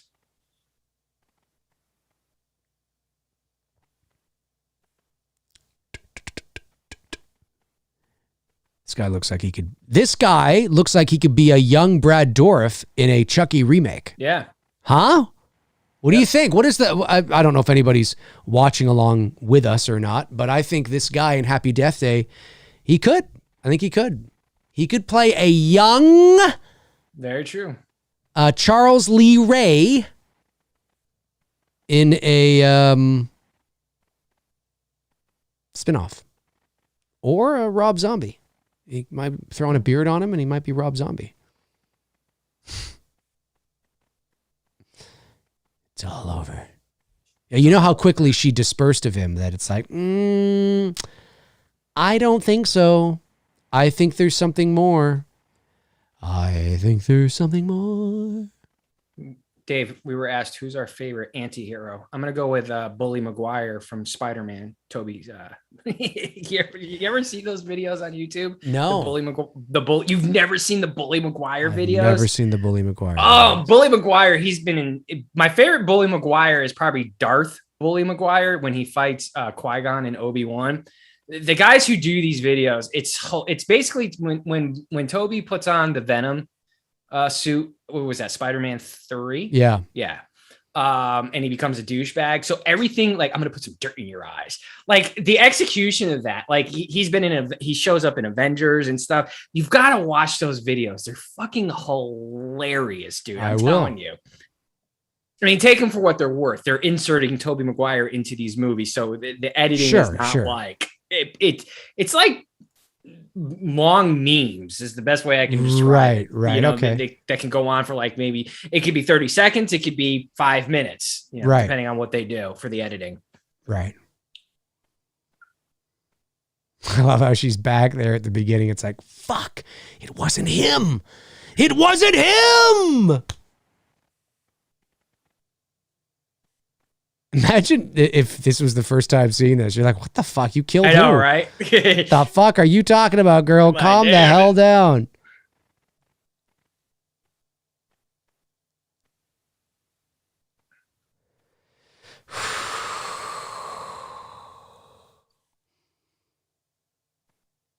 I think this is when she figures it out. Yeah, she does because of the cupcake, right? Or something? Right.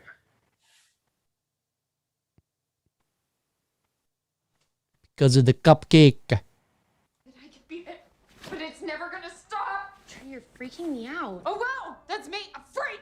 I should take back what I said about Texas Chainsaw Massacre, Tammy. Okay, I take it back. It fucking blows goats. How about that?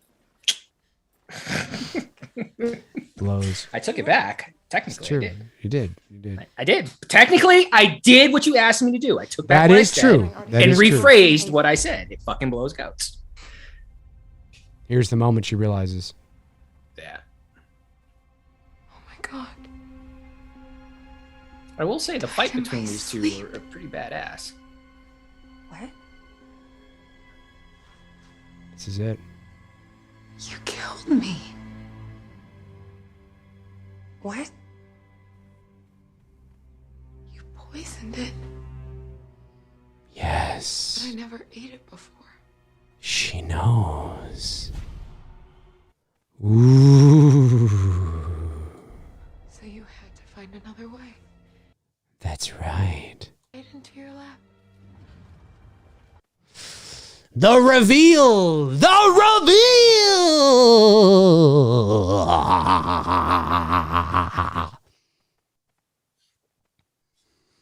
reveal! The reveal. That's gross. You knew that if I escaped. It's her. It's her. But it was always you. What are you talking about? I was talking about, Trey. I don't get it. You think I would actually try to poison you?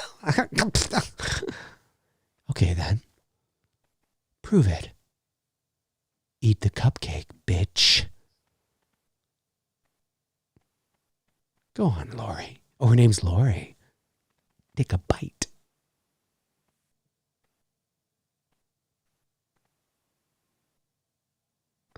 That is if you think somebody is about to poison you, that is one way to, unless they don't care. Eat it yourself. Eat it yourself. Take a big bite, bitch. A big bite, bitch. Oh, it's on now. Oh, it's on.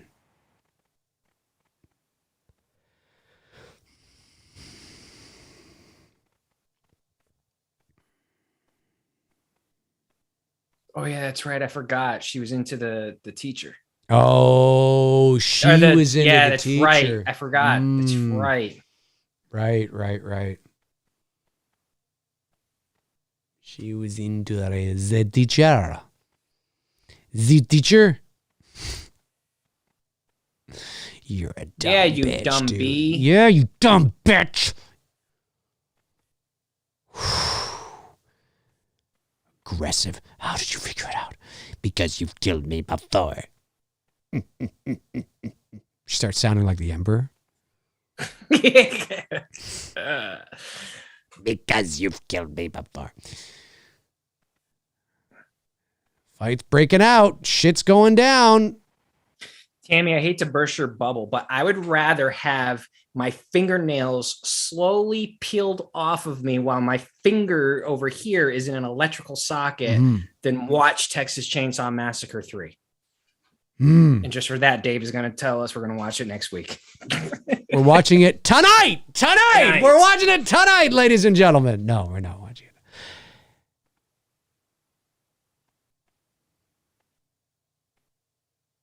Right in the throat. Right in the throat. Eat it, bitch. Oh! Oh! No, and I think she gets kicked out the window, right, or something? Yeah. Oh, yeah, here it comes. Can you imagine doing this?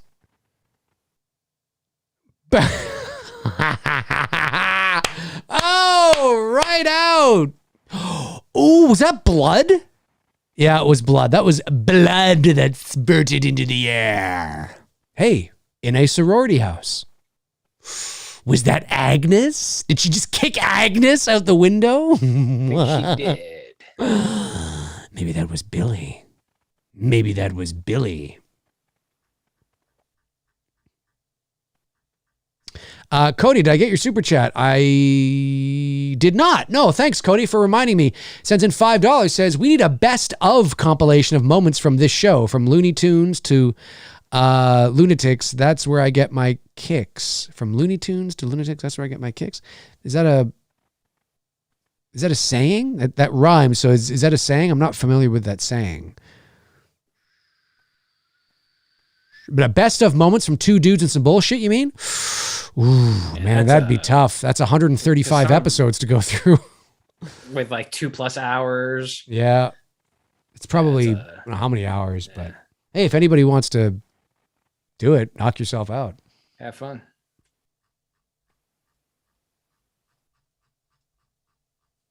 Do. No, if we are doing a show next week, we're doing Matrix. Because of the release of the Matrix, we're going to watch the first Matrix. It's possible there may not be a show next week, just so people know. It's unlikely. We're trying to fit the Matrix in before the Matrix comes out. We're going to see if that works out. Yeah. It's a crazy time. I've been wanting to do more shows on my channel too, but this month has just been proven to be so busy. It's just the holidays and Christmas and shit.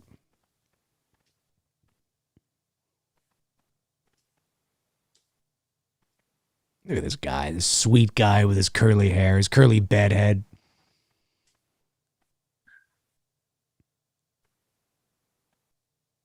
Tree. What kind of name is Tree? Is that a normal name? Teresa. Oh, it's Teresa. Oh, it's short for Teresa? I didn't know that. All right. Yeah, because the doctor guy. My apologies says her name early on in the movie. Okay. My apologies to all the Teresas out there. I did not. Well, I don't know. Is that a common nickname for Teresa? That I don't know. I don't know. But that, ladies and gentlemen. Not yet. Oh, that's right. That's right. I forgot.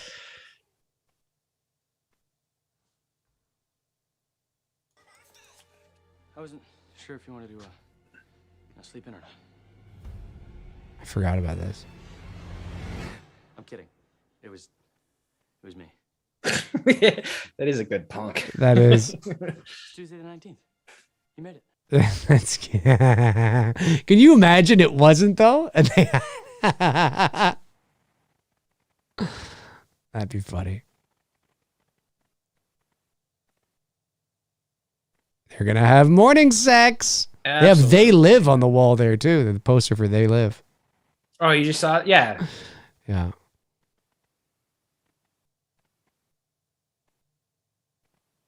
This is where part 2 picks up from.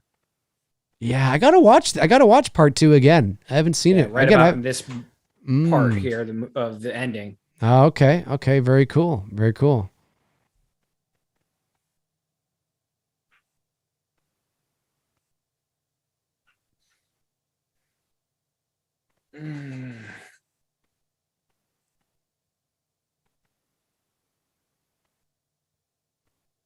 That's it, folks.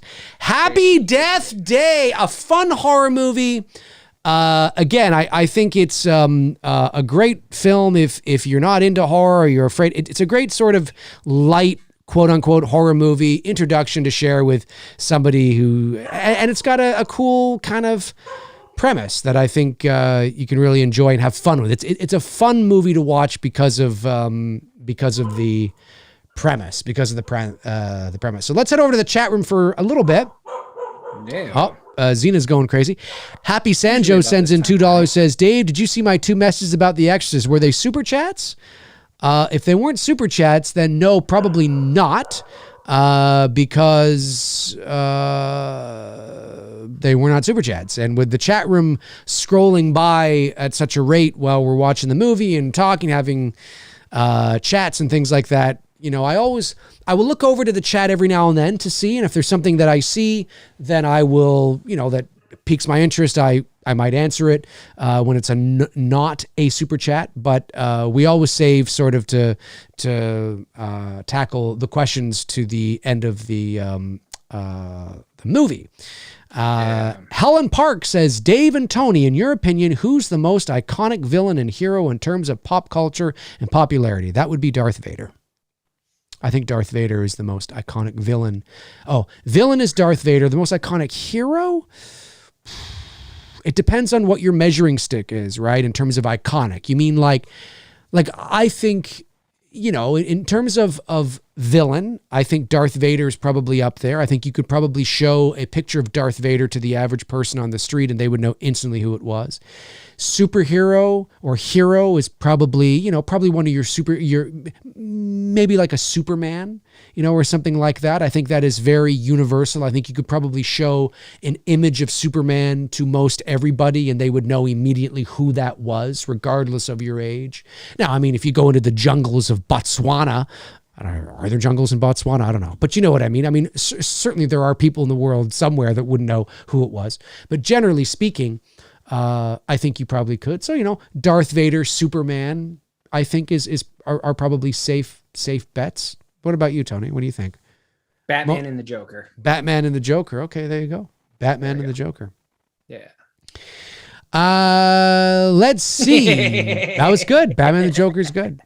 No, I'm just laughing at Tammy's comment. Tony's just jealous. Texas Chainsaw Massacre has more scare factor than he could ever put in his pictures. Oh, Tammy's a troll. Tammy's a troll. I've seen Tammy. Yeah, I know. Tammy, I've seen you in here before. I know who Tammy is. I know who Tammy is too. Yeah. Let's just say if Tammy actually revealed himself, yeah, his photo is more scarier. His photo is more scarier than the fucking movie Texas Chainsaw Massacre. Yeah, Tammy's a him. It's not a girl. No. I've blocked him. Now anyway, I don't care what the hell he says. No, one of my photos on Instagram gets more likes than any fucking photo from Texas Chainsaw Massacre 3 ever would on Instagram. So that's true. I'm quite confident on that one. Right. Movie Chat and More sends in £2, says Montreal screw job, real or a work? Well, I'm not real in the sense that like what McMahon did to screw Brett over to give Michaels the belt. It was real in that aspect. I mean, if it's a work, it will go down as the greatest work ever because they all had us believing that it's real. Right. And that they've never broke character on that. You know what I mean? Like that would be like, if we find out after Vince dies, like it was actually all, it was all a work. I'd be like, wow, he fooled us all. Yeah. It's so hard. It's so hard with wrestling because, you know, it's built around entertainment. So much of it is just all the show. So when real drama does happen, you're always left thinking, well, what part of this is this part actually real now? Because they create so much drama that looks and sounds, I mean, not all of it does, but certainly there are some where you're like, but then at the end of every show, they're out having beers together, like at a bar. I mean, nobody really hates each other. Brett, Sean, and him, they all could be in on it. Because think about it. It's still talked about to this day. You know what I mean? Mm-hmm. I mean, when you think about it behind closed doors, if Vince sat them down and said, look, this is what we're going to do, and we're never going to break on it. Mm-hmm. It's the greatest work ever because we are still talking about it. And when they're interviewed, you know, it's one of the common questions that's asked, you know, when you see Sean and Brett in interviews, they talk about what happened in Montreal. Mm-hmm, so yep, I agree. Like you said, who knows? Who the fuck knows? Who knows, ladies and gentlemen? Happy Sanjo says, I watched The Exorcist for the first time the other day, Dave, and I watched the DVD version to avoid the wires you said were visible on the Blu-ray. The movie scared me so bad I kept pushing it I kept pushing it. I was raised religious, and there were multiple points during my first viewing of The Exorcist the other day where I literally thought, I'm definitely going to hell for watching this. Well, I mean, you know, you can imagine what that would have been like in 1973. I mean,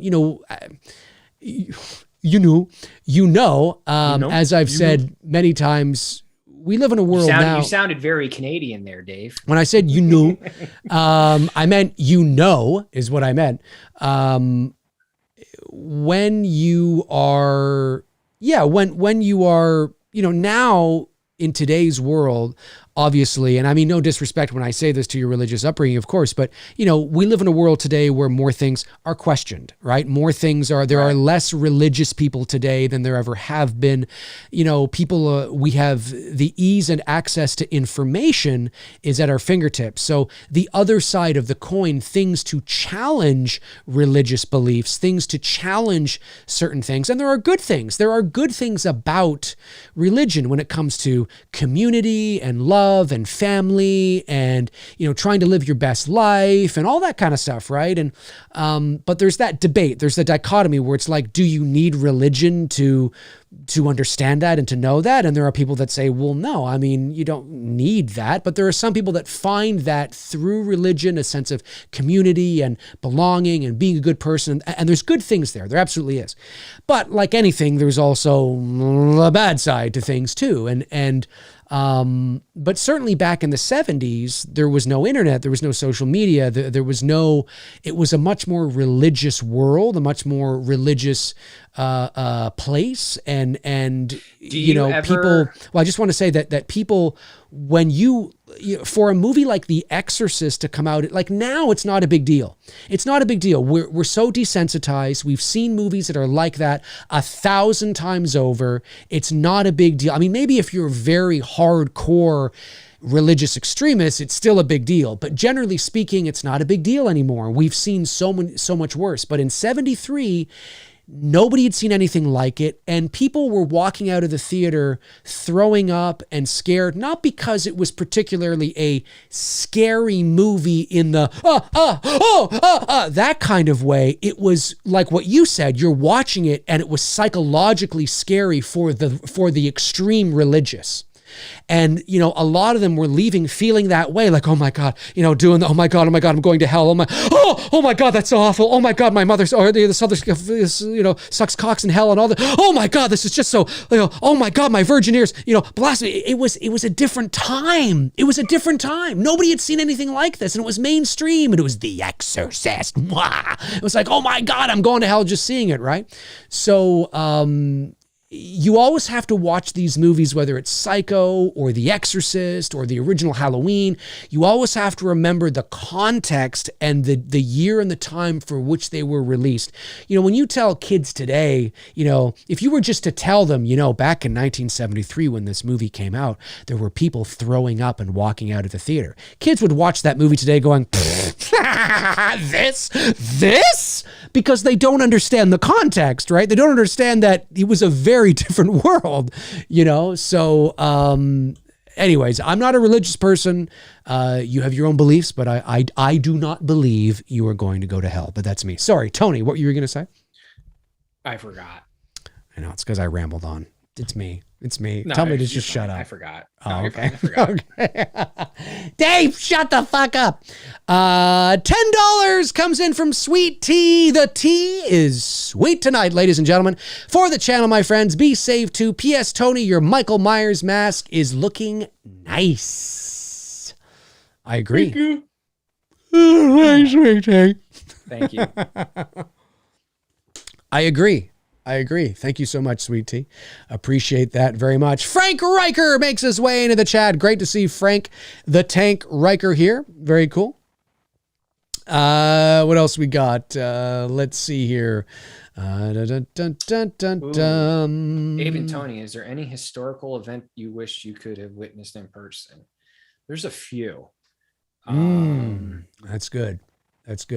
There's definitely a few historical events. Dallas in November of '63, that would be one. JFK. Like to actually witness, be standing there, there when it happening. happened. Yeah. That would have been one. Christ's crucifixion would have been one. I don't think I'd want to be standing on the. I don't think I'd want to be standing on the Titanic, because I might not survive. Most men didn't survive. Is it too soon to do this for Christ on the cross? Too soon? Too soon? For what? For Jesus on the cross? What about Jesus on the cross? No, I'm just like, he's up there and I'm just being theatrical, and I'm like, too soon? It's been over 2,000 years. Too soon, folks? Is it too soon? Is it too soon? Another historical. Well, we weren't there, but we were around for 9/11. I don't think I would have wanted to been. I wouldn't have wanted to been in New York that day. No. Yeah. That's for sure. Really, Kennedy's for sure. Trying to think any other historical event I'd want to actually physically be there where I'm not going to get hurt. I think the end of World War II would have been interesting. The end of World War II, to see the. I was going to say Pearl Harbor, but I probably would have been killed. Yeah, to either be a soldier. I mean, to either be a soldier in World War II, having fought and having it made it out, having it made it through the battles alive. Ooh, that's a good one, MAGA Cat. The signing of the Declaration of Independence and the forming of our country. That was my question for you. Now I get. Thank you. Thanks for saying that. My question was regarding to: do you wish you could have been alive during the time of when, even like in the 1800s or like 1800s or early 1900s, when society was more deep rooted in religion, people spoke to each other with more respect and with manners and whatnot, and there's just more of a properness to how we were as a culture. Would you have liked to have lived during that time versus to what granted, yes, we get the joys and pleasures of technology, but I'm always curious what society and what life was like back then, because someone had said earlier in the stream too about how it was tradition to decorate only on December 24th, the day before Christmas. I never even knew that, but I do know that Christmas, certainly when it came to decorations and shit, like when we were growing up, it was like, I was talking to my mom about this the other day about, as kids, we would always look forward to like certain department stores and malls decorating because they would just go all out and it would be cool. And they don't really do that stuff anymore. You know what I mean? It's because we become so PC. So you don't want to offend people because Christmas is a Christian holiday and whatnot. It's just like, I don't know, whatever. But would you rather have lived during that time back then? Just curious. Well, I think it's a good question. I think it's all relative, right? Like, it's that old thing. I know I'm no fun, but it's that old thing that you're no fun, Dave. But I think it's this though, right? Like, would I like now, Dave McRae in 2021, would I like to have lived in 1821? Well, no. Like no. Post Civil War. Because I have perspective of how great and convenient the world is with all the technology and the healthcare now. But if I lived in 1821, I would have no perspective on what's to come. So I don't know what I'm missing, right? It's like how there are going to be people, whether we believe it or not, there are going to be people in 200 years from now that are going to look back on us and be like, they sat in their homes looking at a screen, a big clunky screen. Oh my, I can't even imagine living like that. I can't even imagine. They drove, what I'm sorry, what's that called? An automobile. What's an automobile?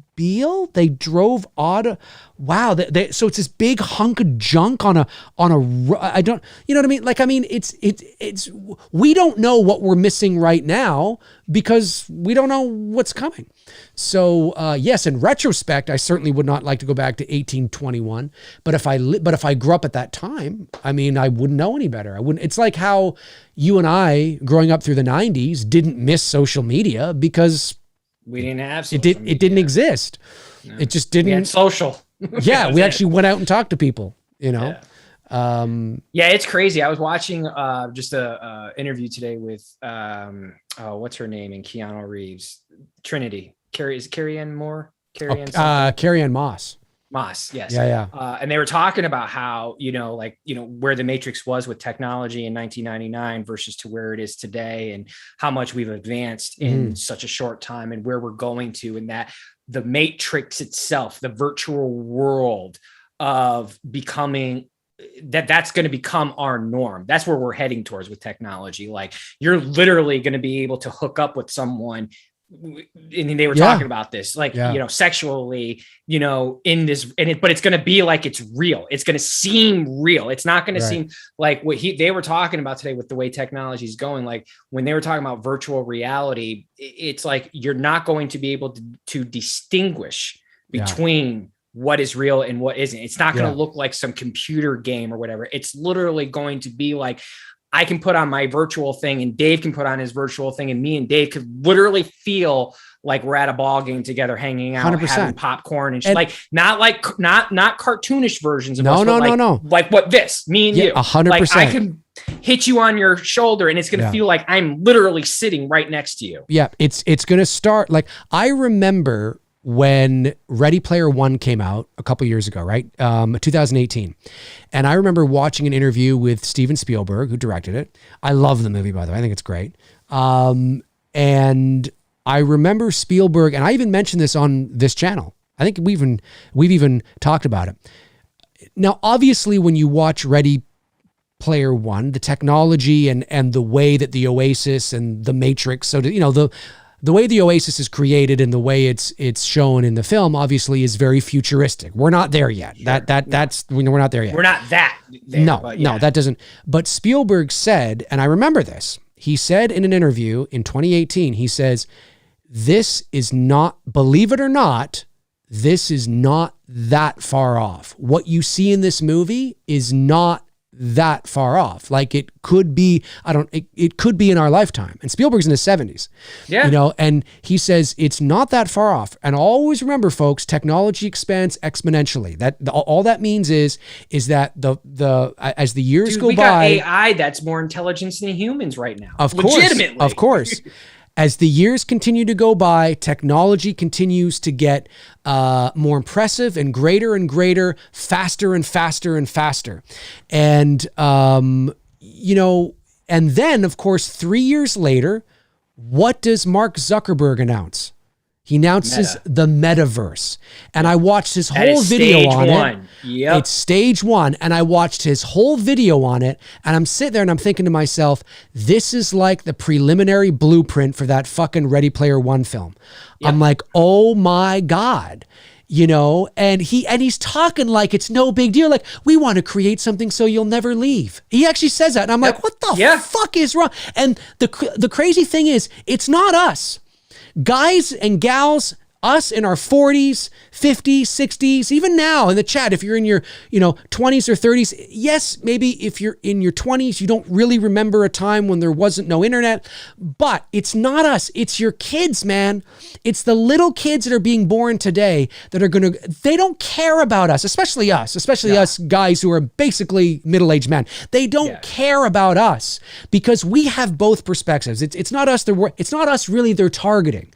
Really what it is they're going after it's the younger people coming up, because eventually there's going to be a world where nobody knows any different. You were born that's into be it. Their normal. Exactly. And then that's right. And we're going to be those old people that you see in those sci-fi movies where the young people have to seek out, and they show up at this old guy's house, and he's old, and he's like, I remember a time back in the old days. And that's what's going to be us. But like Keanu was saying today, that we could actually get to a point that if he's in his 90s, he could actually be in a virtual reality of his 20-year-old self. Oh, for sure. You know what I mean? For sure. Like, I know like Brooke and Frank here are saying something it's funny, like Demolition Man referring to the sex scene between Stallone and what's her name? Sandra Bullock. Yeah. And like, the world porn set without STDs virtually. Yeah. We laugh. That's going to be like what Dave's saying here. Like, our kids and their kids having sex is not going to be like what we know 20, 50 years from now. It's going to be that, but we laugh at it thinking it's going to be this dorky thing. You're probably not going to be able to decipher the difference between the two. But like you said, you're just not going to have to worry about STDs. You're not going to have to worry about getting someone pregnant. Like eventually, obviously, again, these things, they take these things in stages. So, but there will be a time that will be very similar to Ready Player One, like where you're wearing suits and you can feel touch and you're on a treadmill and you've got, whatever it is, that is going to happen.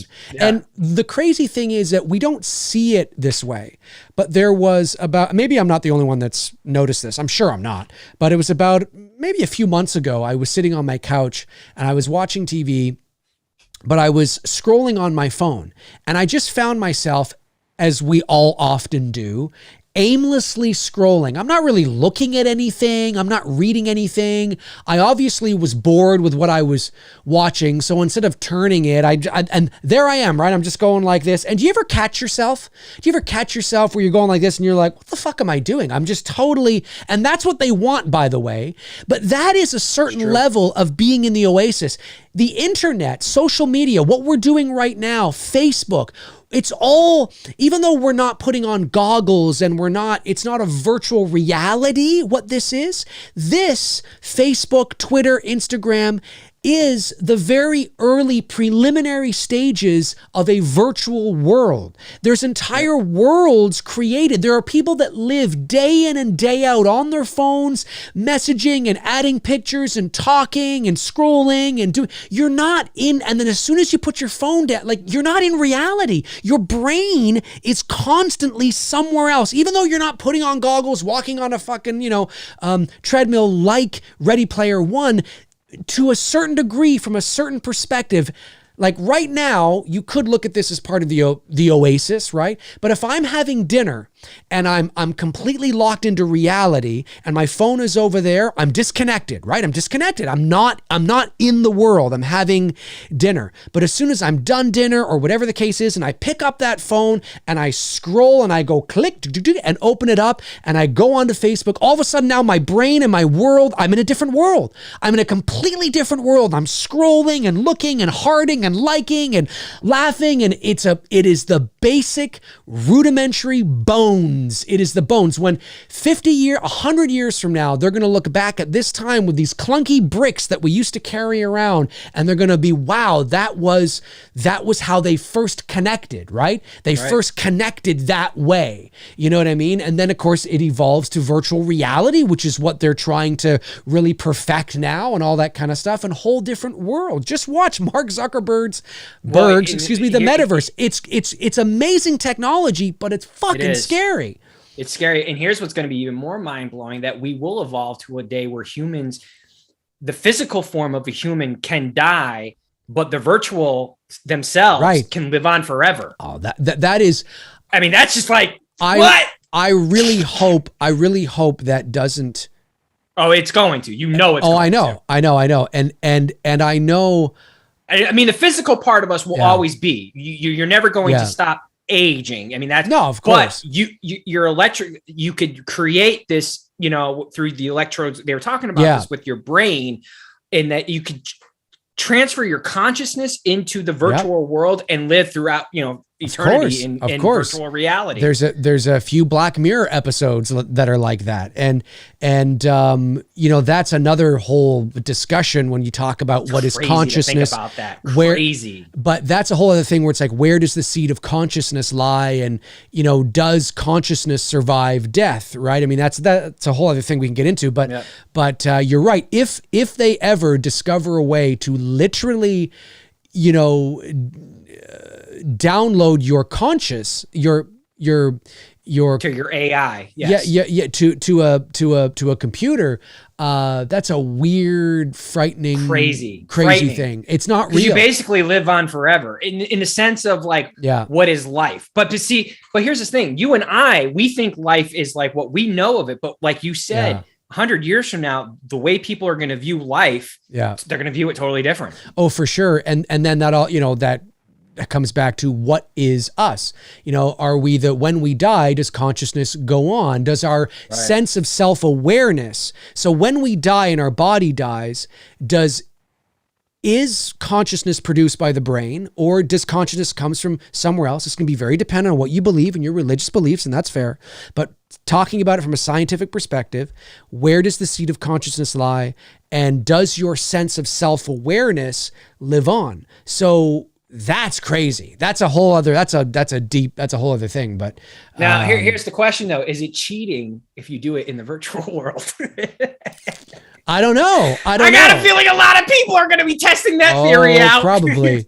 You're probably right. You're probably right. But baby, I wasn't really there. It was just my virtual self. It was just my virtual self. I wasn't really there. Yeah. I wasn't really there. Isn't that me? I know. My virtual me. It's just my virtual me. It's my virtual me. Movie so where chat do you and want more. to meet up tonight?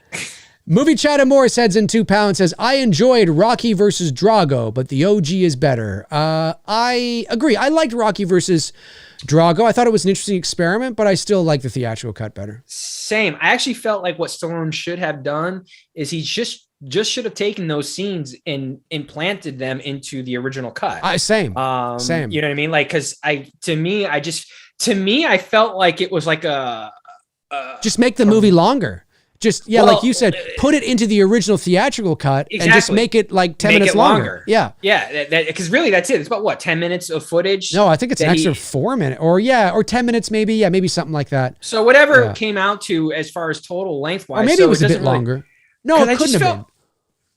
I felt like the movie was very choppy. The Rocky versus Drago. Well, it's a different pace, definitely. Like the pacing seemed off at times. Like there was moments where like I felt like they were cutting something that like there should have been dialogue there. Now, of course, that's just us used to watching the theatrical cut, and I understand that. But there was moments where, you know, when Apollo's talking to Rocky there in the house where there's a pause, and I'm like, this is just a weird pause. There should be something that should be said here. There's a couple of moments where you because we know the movie so well, you pick up on where they've cut it short. You know what I mean? Like I think the line where he's talking to Apollo and he's like, you know, we can't do that anymore. That's not us anymore out there. That was cut. And I saw it because I was ready for him to say it, and then they cut away from it. It should have been left in. Yeah. I don't see why it wasn't. I understand what Stallone was doing. It's definitely calmer. It's definitely it's got more drama. I do like how they've elevated Apollo's role. I think that's probably the best part of it. And I like that the fight sequence has more realistic sound effects.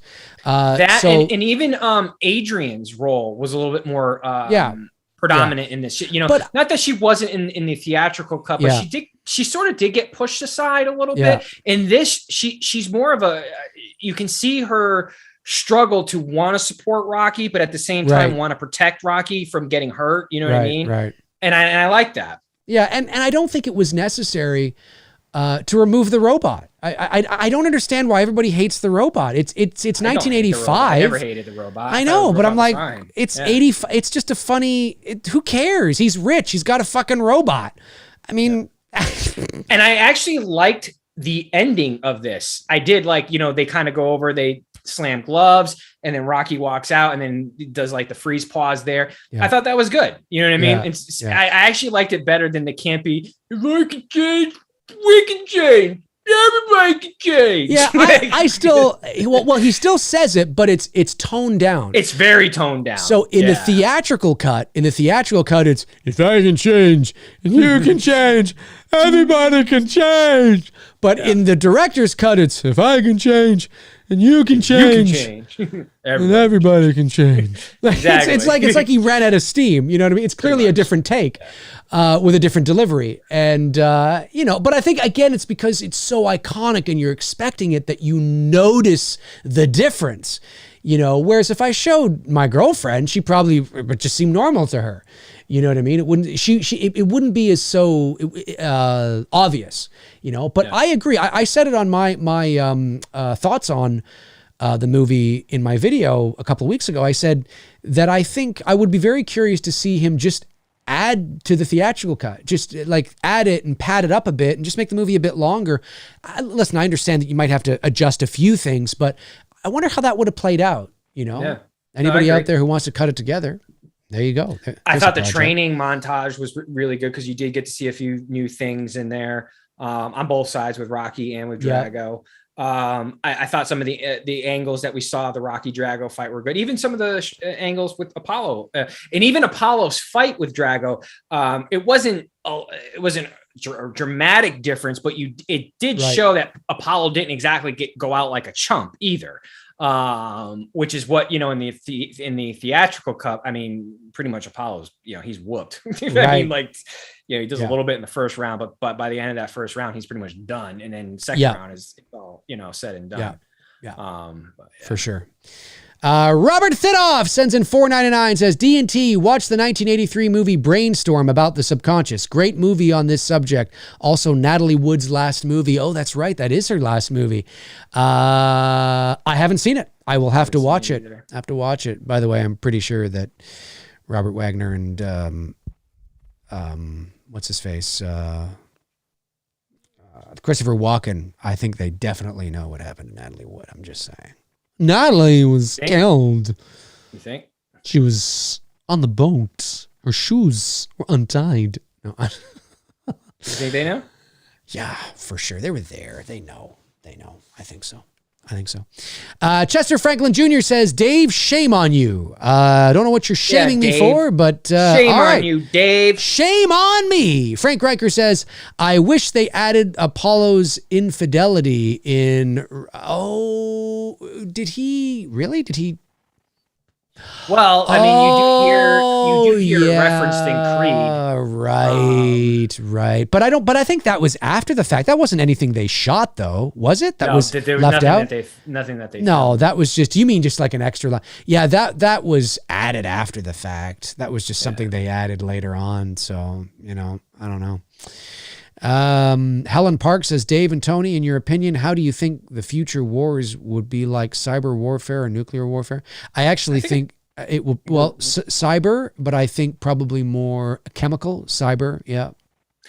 I think we're definitely in early stages of some of that cyber warfare going on right now, just on social media and just with things that are being said and to people. And I mean, I think we're seeing a version of that where it will evolve to. I don't know, but you know, you definitely see. I think you see a little bit of it going on certainly right now, especially with the use of social media and how it's amazing. I think of what Facebook was. You know, all Facebook was intended for. Mm-hmm. All it was intended for was to share pictures with your friends and check out hot girls. And what you're doing and check out hot girls. I mean, that may sound started misogynist to say, but that's really how it was. That's legit. Nobody was sharing political views. Nobody was sharing. It was just, when it very first started, that's right. Yeah. Yeah. It was just sharing photos with your friends, hanging out, and that was it. You know what I mean? Like, it was just very basic and simple. Now, like, to where it's evolving to and where it's evolved to now, it's, I mean, I haven't been on the platform in like 3 years, but I do check it out from time to time. Like if I'm like around people who have it, and I'm just like, well, let me see what Facebook's like. I wouldn't even know how to begin to use it right now. Dude, if I didn't, the only reason why I still have Facebook is because my Many Things Dave McRae page is attached to my main Facebook account. So my Dave McRae Facebook page, by the way, I do want to say, I probably should say this on a show where we have more people, but I don't see them all the time, but every now and then I'll see a friend request come in. I appreciate people who want to be my friend on Facebook, but that's my personal Facebook account, and I have over 1,000 friend requests on there from the viewers, and I appreciate the fact that you guys want to be like, hey, I want a friend, Dave McRae. But that's my personal Facebook account, so I don't just add anybody as a friend on there. I have to have some sort of relationship with you. I have to know who you are, or we've talked, or we've met, or something to that degree. That's just me.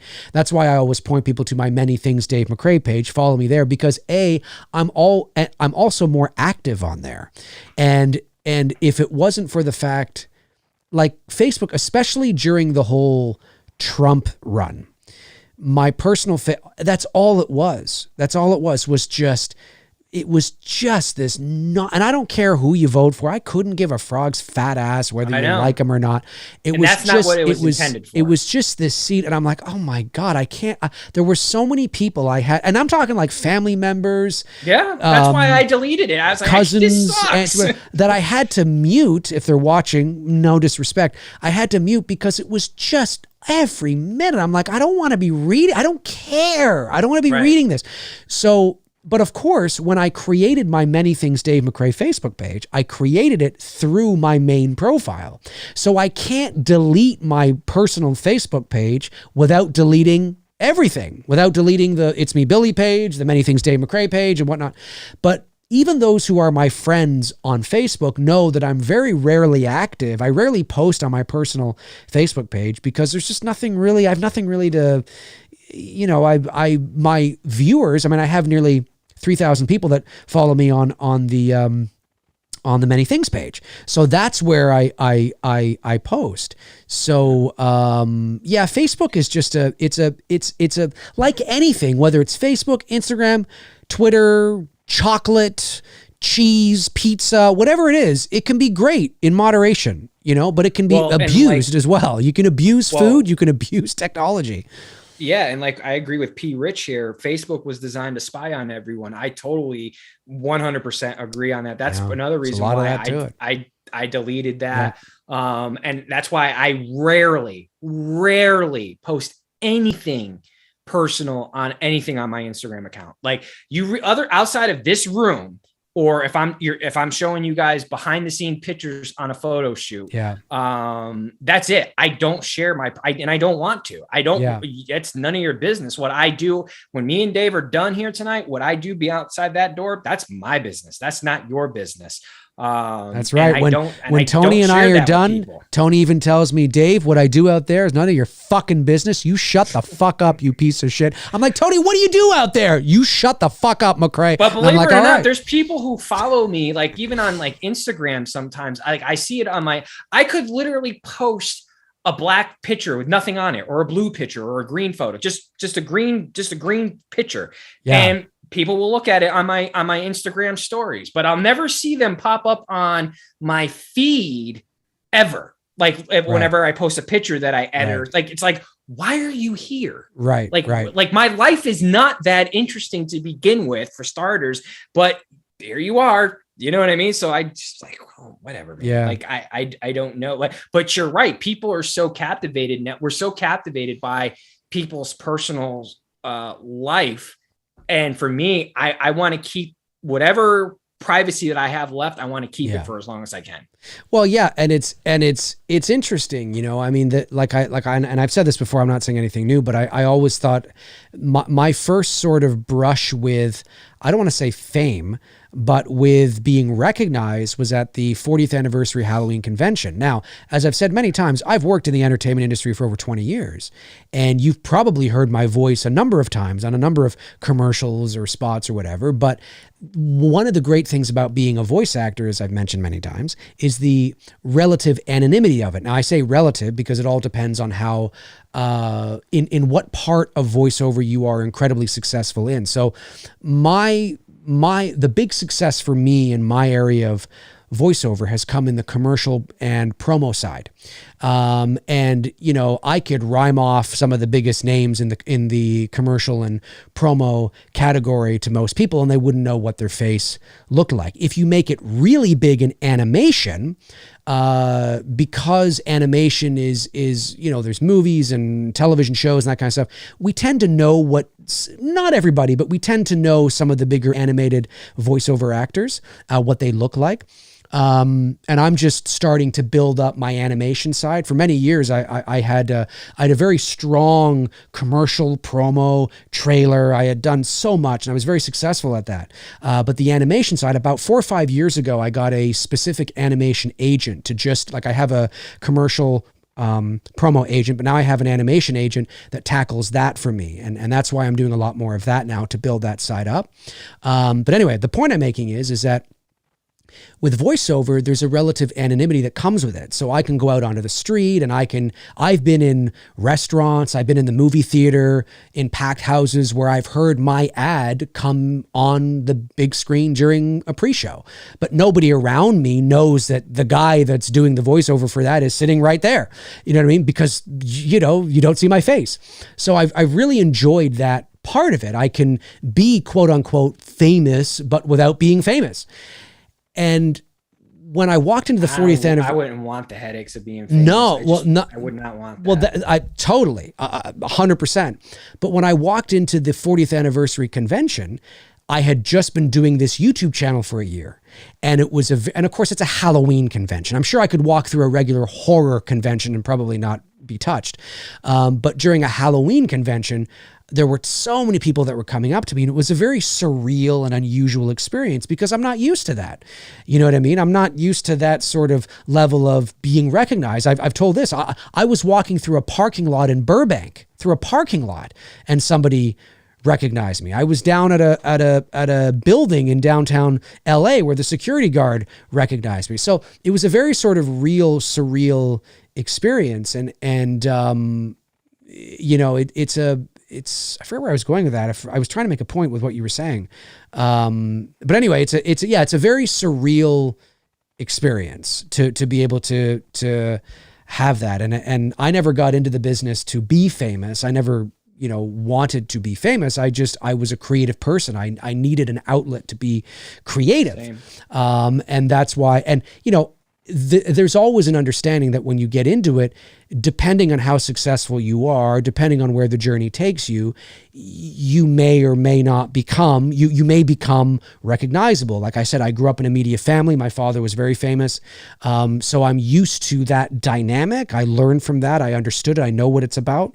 But that's not why I got into it. And the same with Tony, right? I mean, there are people out there that get into it for the love of the craft and the art or whatever, but depending on how successful you are, naturally that's sort of part of the I was just talking to my friend in Tennessee about this last night, like with my general photography page, just like the stuff that I do when I'm just shooting around Georgia and just, maybe if I'm scouting a location or whatever. And if I see something that like, oh, I want to photograph that, I love doing that more because I'm, like you just said, I'm doing it because of the love of the craft that I've been doing for so long now. Right.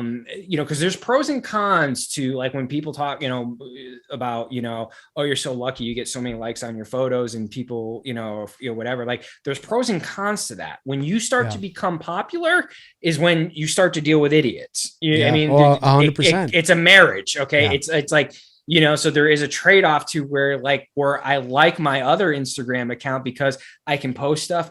And people who like it, I know they genuinely like what I'm doing. They're following me for that reason. It's not just because of the horror pictures.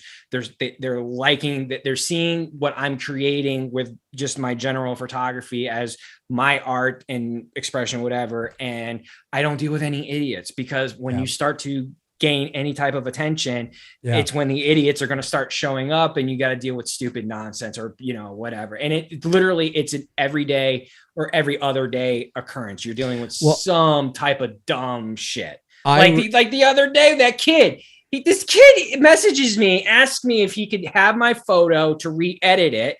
And I was like, no, like you can't take my photo and re-edit it and whatnot. Like just, I suggested, I said, just get the mask and put someone in the mask and take a photo yourself and edit it however you want. Like, don't be lazy about it or whatever. He's like, man, you don't need to be a dickhead about it. And I'm like, how is it being a dickhead with me telling you, no, you can't have my photo that I created? What the fuck, man? Like, go and do the work. I know people don't want to do the work anymore, but it's just that type of stupid shit you deal with on a regular basis. And I know, I know, know. God. Well, I didn't deal with it until I started YouTube.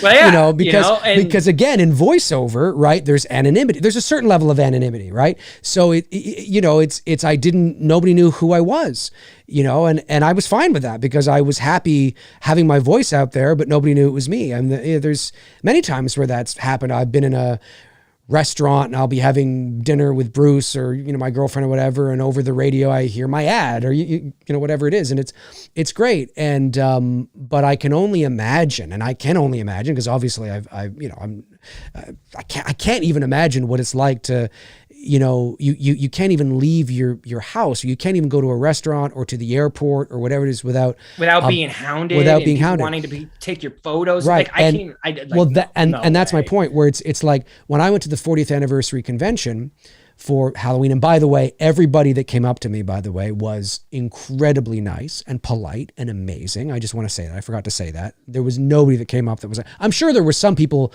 from afar that saw me as like, hey, there's Dave McRae over there, that fucking idiot. I'm not going over there. I'm pretty sure there were those.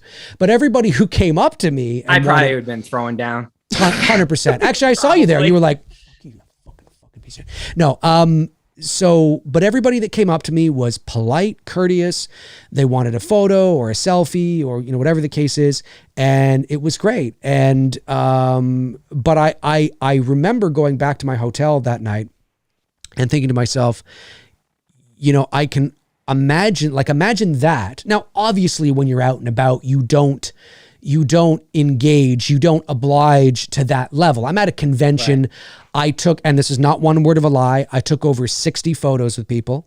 And there were people that were coming up, so much so that it was Cecil Laird, that's where I met him. He was waiting in line to meet me. And I'm not there as a guest, I'm just out on the floor. But he made that joke where he's like, you know, you should get a table or whatever, right?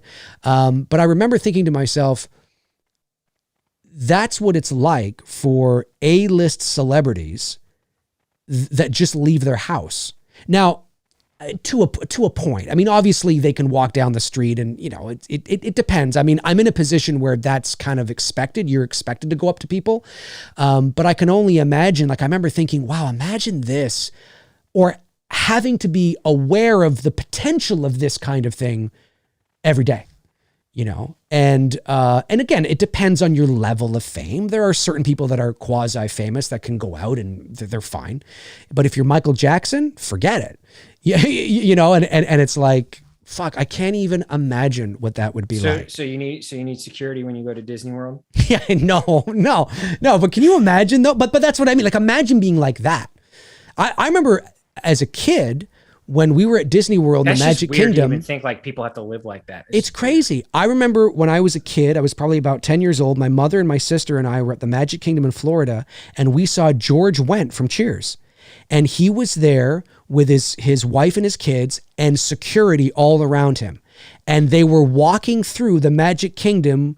And I just remember seeing the back of his head and the big curly fro. And this is when Cheers was like, it was towards the end of its run, but it was huge. It was still on TV.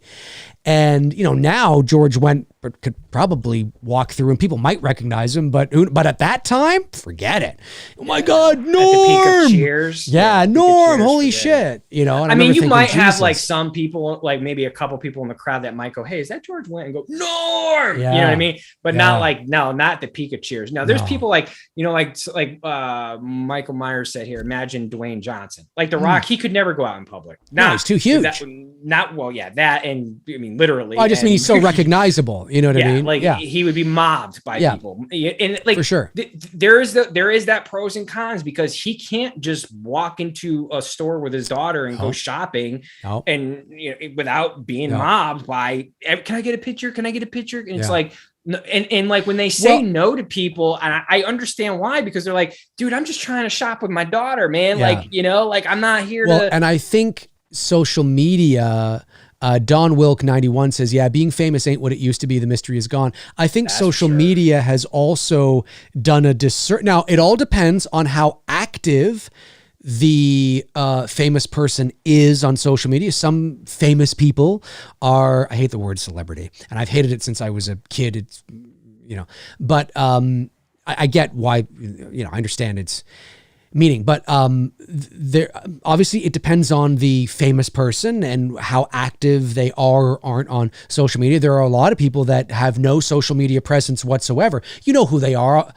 obviously because they're famous, but they don't have a Twitter account, an Instagram account, a Facebook account. They're not on social media because they just don't want to go down that road. Isn't Hayden Christensen? He's not on social media. No. But I'm pretty sure he could probably walk down a street and be fine. Somebody would recognize him. But I'm talking about like really recognizable, like The Rock, right? And social media has done a disservice because depending on how active you are on social media, can make you feel accessible and make you feel. There's a great article. I forget what it's called. I forget the exact. It was written a few years ago, and it was called. And don't take this the wrong way. To my viewers out there, I'm not saying that we're not all friends here. I'm just, I'm saying that, but I get the point of what they're saying. They were saying YouTube. It was something like YouTube celebrities or YouTube people are not your friends or something like that. But it was a great article because it was talking about how an illusion is created because of the ease of access and the accessibility to people like Tony and I, or to other people or whatever. There's this illusion that's created depending on the kind of person you are. You can get the wrong impression, or you take it too far, or you take it too literally, and you want to reach out. That's how stalkers are born and all this kind of stuff, because there's this illusion that I'm talking to you and you only, or that we're pals and we're besties, or because of how easily accessible so many famous people. I'm not saying I'm that. I'm just saying that so many famous people, really famous people, are the most famous person on the planet. I am. But I'm talking about like real famous people, right? And how accessible they are. And that's why people can take it too far. And I think years and years ago, people were afraid they'd see somebody from afar and go, holy shit, fucking that's Mel Gibson. That's Mel Gibson. That's cool. And be totally satisfied with just being in the same room with him, not going over there, not intervening, Well, because everyone wants a selfie so they can share it and get their and of course back then there were no camera, no selfies, no social media to be able to share with their friends. I got a selfie with Mel Gibson. There wasn't any of that. So there was still a mystique. It's like when I quasi met Kurt Russell, right? When I'm going to the Voice Arts Awards over at Warner Brothers, he's coming down the stairs behind me. It's him. It's totally him, 100%. I posted a photo of it on my social media a few weeks ago, but he's over there waiting for his Suburban. I don't know where he was going. He wasn't going to the same place I was, but there he is. Did I go over and talk to him? No, because I didn't want to be that guy. He had a bunch of kids. I don't know. They weren't his kids, but they were talking to kids. He had an older guy there who some people thought was Bruce Dern. It wasn't Bruce Dern, but they were talking, and I didn't want to be that guy. So I snapped a photo from a distance, not for me, for my sister Jill, who loves Kurt Russell. To my sister Jill, growing up in the 80s, was like Jennifer Love Hewitt to me in the 90s. So now I love Kurt Russell, I do, but the photo wasn't for me. I could have not taken the photo and been perfectly satisfied having just been walking down the stairs of the Roosevelt with Kurt Russell. But I took the photo from afar because I immediately sent it to my sister. But there are a lot of people, to your point, Tony, that want to get that selfie and want to go over there and, and show their friends and that kind of stuff. So I think that mystique and that level of, no, you know what? They're out shopping with their family. They're having dinner with their family. They're out shopping for clothes. Just seeing them is enough. Because I can go home and say, hey, guess who I saw today? Holy shit. But no. No. Excuse me. It's like, fuck off, man. Like, come on. Especially when you see people try to do it when they're having like dinner and shit. Oh, fuck. It's unreal. And listen, I don't mean to keep going on, but I have a little bit of personal experience with this because I love my father, but my dad used to on occasion, my dad would overcompensate of being nice. And there were many times where I remember being out with my father, out to dinner as a family, and somebody would recognize my dad and they'd go, Earl McRae. They'd go, Earl, how are you? And in my mind, I remember thinking, like, it's one thing to say, oh, hi, Earl McRae, I really like your column, or, whatever. But to come over and be like, hey, what's going on? Like, can you not see his family is having fucking dinner? Like but then at the same time, my father would engage with it because my father didn't want to be mean to him or something. And there were many times where my stepmother would be like, Earl, or there'd be a big talk afterwards. You know what I mean? I remember my brother Bob, it happened to him and my brother Bob when they were out to dinner or lunch, just the two of them. And my brother Bob got up and left, walked out. And I was like, good for him. Because listen, I love my dad. My dad was amazing. And my dad didn't do that all the time. But every now and then that would happen, right? And my dad, it was like, Dad, you can't do that. Like when you're out with your family, you got to focus on that. Sometimes that would get the better of my dad. Sometimes. Not all the time. My dad was good sometimes. But every now and then that would happen, right? So I know all about that. And if I ever got famous to the point where people were recognizing me in restaurants, I can certainly tell you right now, a hello, an acknowledgement, very now, well, thank you so much. But that's as far as it goes. I ain't fucking saying pulling up a chair. Hey, pull up a chair and have lunch with us. That's not happening. It's crazy though. It's crazy. I will never have to worry about that problem because I don't. Yeah. I put zero on being. Yeah. I just don't care. MAGA Cat says, "Come on, Dave, you aren't that famous." Where did I say I was famous? I didn't say I was famous. I'm talking about, unless he's just busting my balls. Booster Seat wants to come over and play. I have to be honest though. I'm telling you, this is the honest to God's truth. A lot of people who do come over, and I was sharing the pictures on the other day. I shared some of the photos online the other day. Yeah, and I think you saw a few of them. A lot of people get very uneasy when they come over because a lot of the animal skulls and the human skulls, and I've got a lot of dark. I'm a very like you guys only see this, okay? Like this is all you see. Like when like I've had people be like, dude, you weird vibes, just like it's just I'm like I said, I'm dark. No, and I just want to say this too, because again, this is where lack of nuance comes in. It's important to understand that when what the article was talking about, saying that YouTubers are not your friends, what they mean by that is that there is a perception, not for everybody, but there's a perception that there is a relationship and there's an expectation on that relationship. Like there's an ownership over the YouTuber or an expectation on the content or what they do. And, that there's somehow you own them or they're your friends. Or I got to find the article because it was terrifically written. It was a really good article about this perception of YouTube celebrity and how some people, not everybody, but how some people, because there's crazy people out there. And with all due respect to MAGA Cat or Chichester or whatever, if you want to know what Tony and I are talking about, just start a YouTube channel and gain a following. Gain a following because you'll know exactly what we're talking about. It gets crazy. I still get about 10 or 15 messages a day, generally from wonderful people, right? But every now and then you get that person that expects so much from you or expects you to be at their beck and call because they feel like they know you. They feel like they're your friend. Like, hey, why aren't you talking to me? Why aren't we hanging out? Why aren't we doing this? That's what I'm talking about, right? There's an illusion that can be created there. And I certainly, that's what I mean. I think that's right? why when I talk about that. Well, that's why I made the conscious, and to this day, I don't share much, so that it's important to keep private, right? Other than what I did the other day, because people were curious, people were asking. Because when we did the stream last week, I talked about the animal skulls that I had, and I shared a little bit. I could have gone like real, but I'm like, I don't want to go too crazy here. Yeah. Like I do like my privacy, and I have no desire to be famous and whatever and whatnot. I mean, because even with my horror photography page, it's gonna have its run. It's gonna have its run, and then I'm gonna be done, and I'm gonna just go on to something else because that's just it. Like being famous never really, or being forget the word famous. Being popular is more the appropriate word. That's a good thing to say. And I'm not into it. I don't care about it. Popularity. It's a good discussion to have. I like Frankie's like, who asked this question? Thanks a lot. But it's a good discussion to have because, here we are on YouTube. And, over the 4 years that I've been doing this, I've learned a lot, and there's a lot of stuff that I get, a lot of messages. I find it interesting. And I'm not the only one that can speak to this. You could ask Cody, you could ask Lee McCoy, you could ask the guys at Wham. I know they experience it exactly the same and probably then some, and Tony, who's only on my show once a week, who doesn't have a YouTube channel, gets it, on Instagram, constantly. And so it's really fascinating to see. And there's wonderful things too. There's great things that come from doing a YouTube show.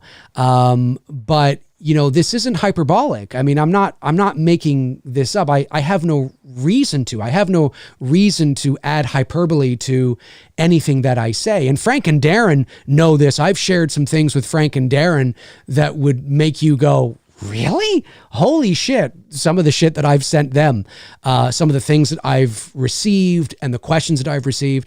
I forget the guy's name now, but I remember I received a voice message. It was a voice message. So it was actual weird. Voice. That's weird. Yeah, from a gentleman. I forget his name. I could probably find it, but I forget his name. This is last year, who had messaged me being very kind and polite, and complimentary of the show and all that. And then I saw it, but I didn't get back to him because there were so many messages that were coming in. I was busy doing voiceover and everything else that I was doing that day. And then not about maybe an hour or maybe it was the next day, he gets back to me again with another voice message. And this isn't the first time this has happened, where he starts ripping into me saying, you think you're so tough and you're so good. I saw that you saw my message, so you don't get back to your viewers, eh? You don't want to get back to your viewers. Who the fuck do you think you are? You think you're all hot and mighty and shit. And I'm listening to this. This is not text. This is a voice message that was sent to me.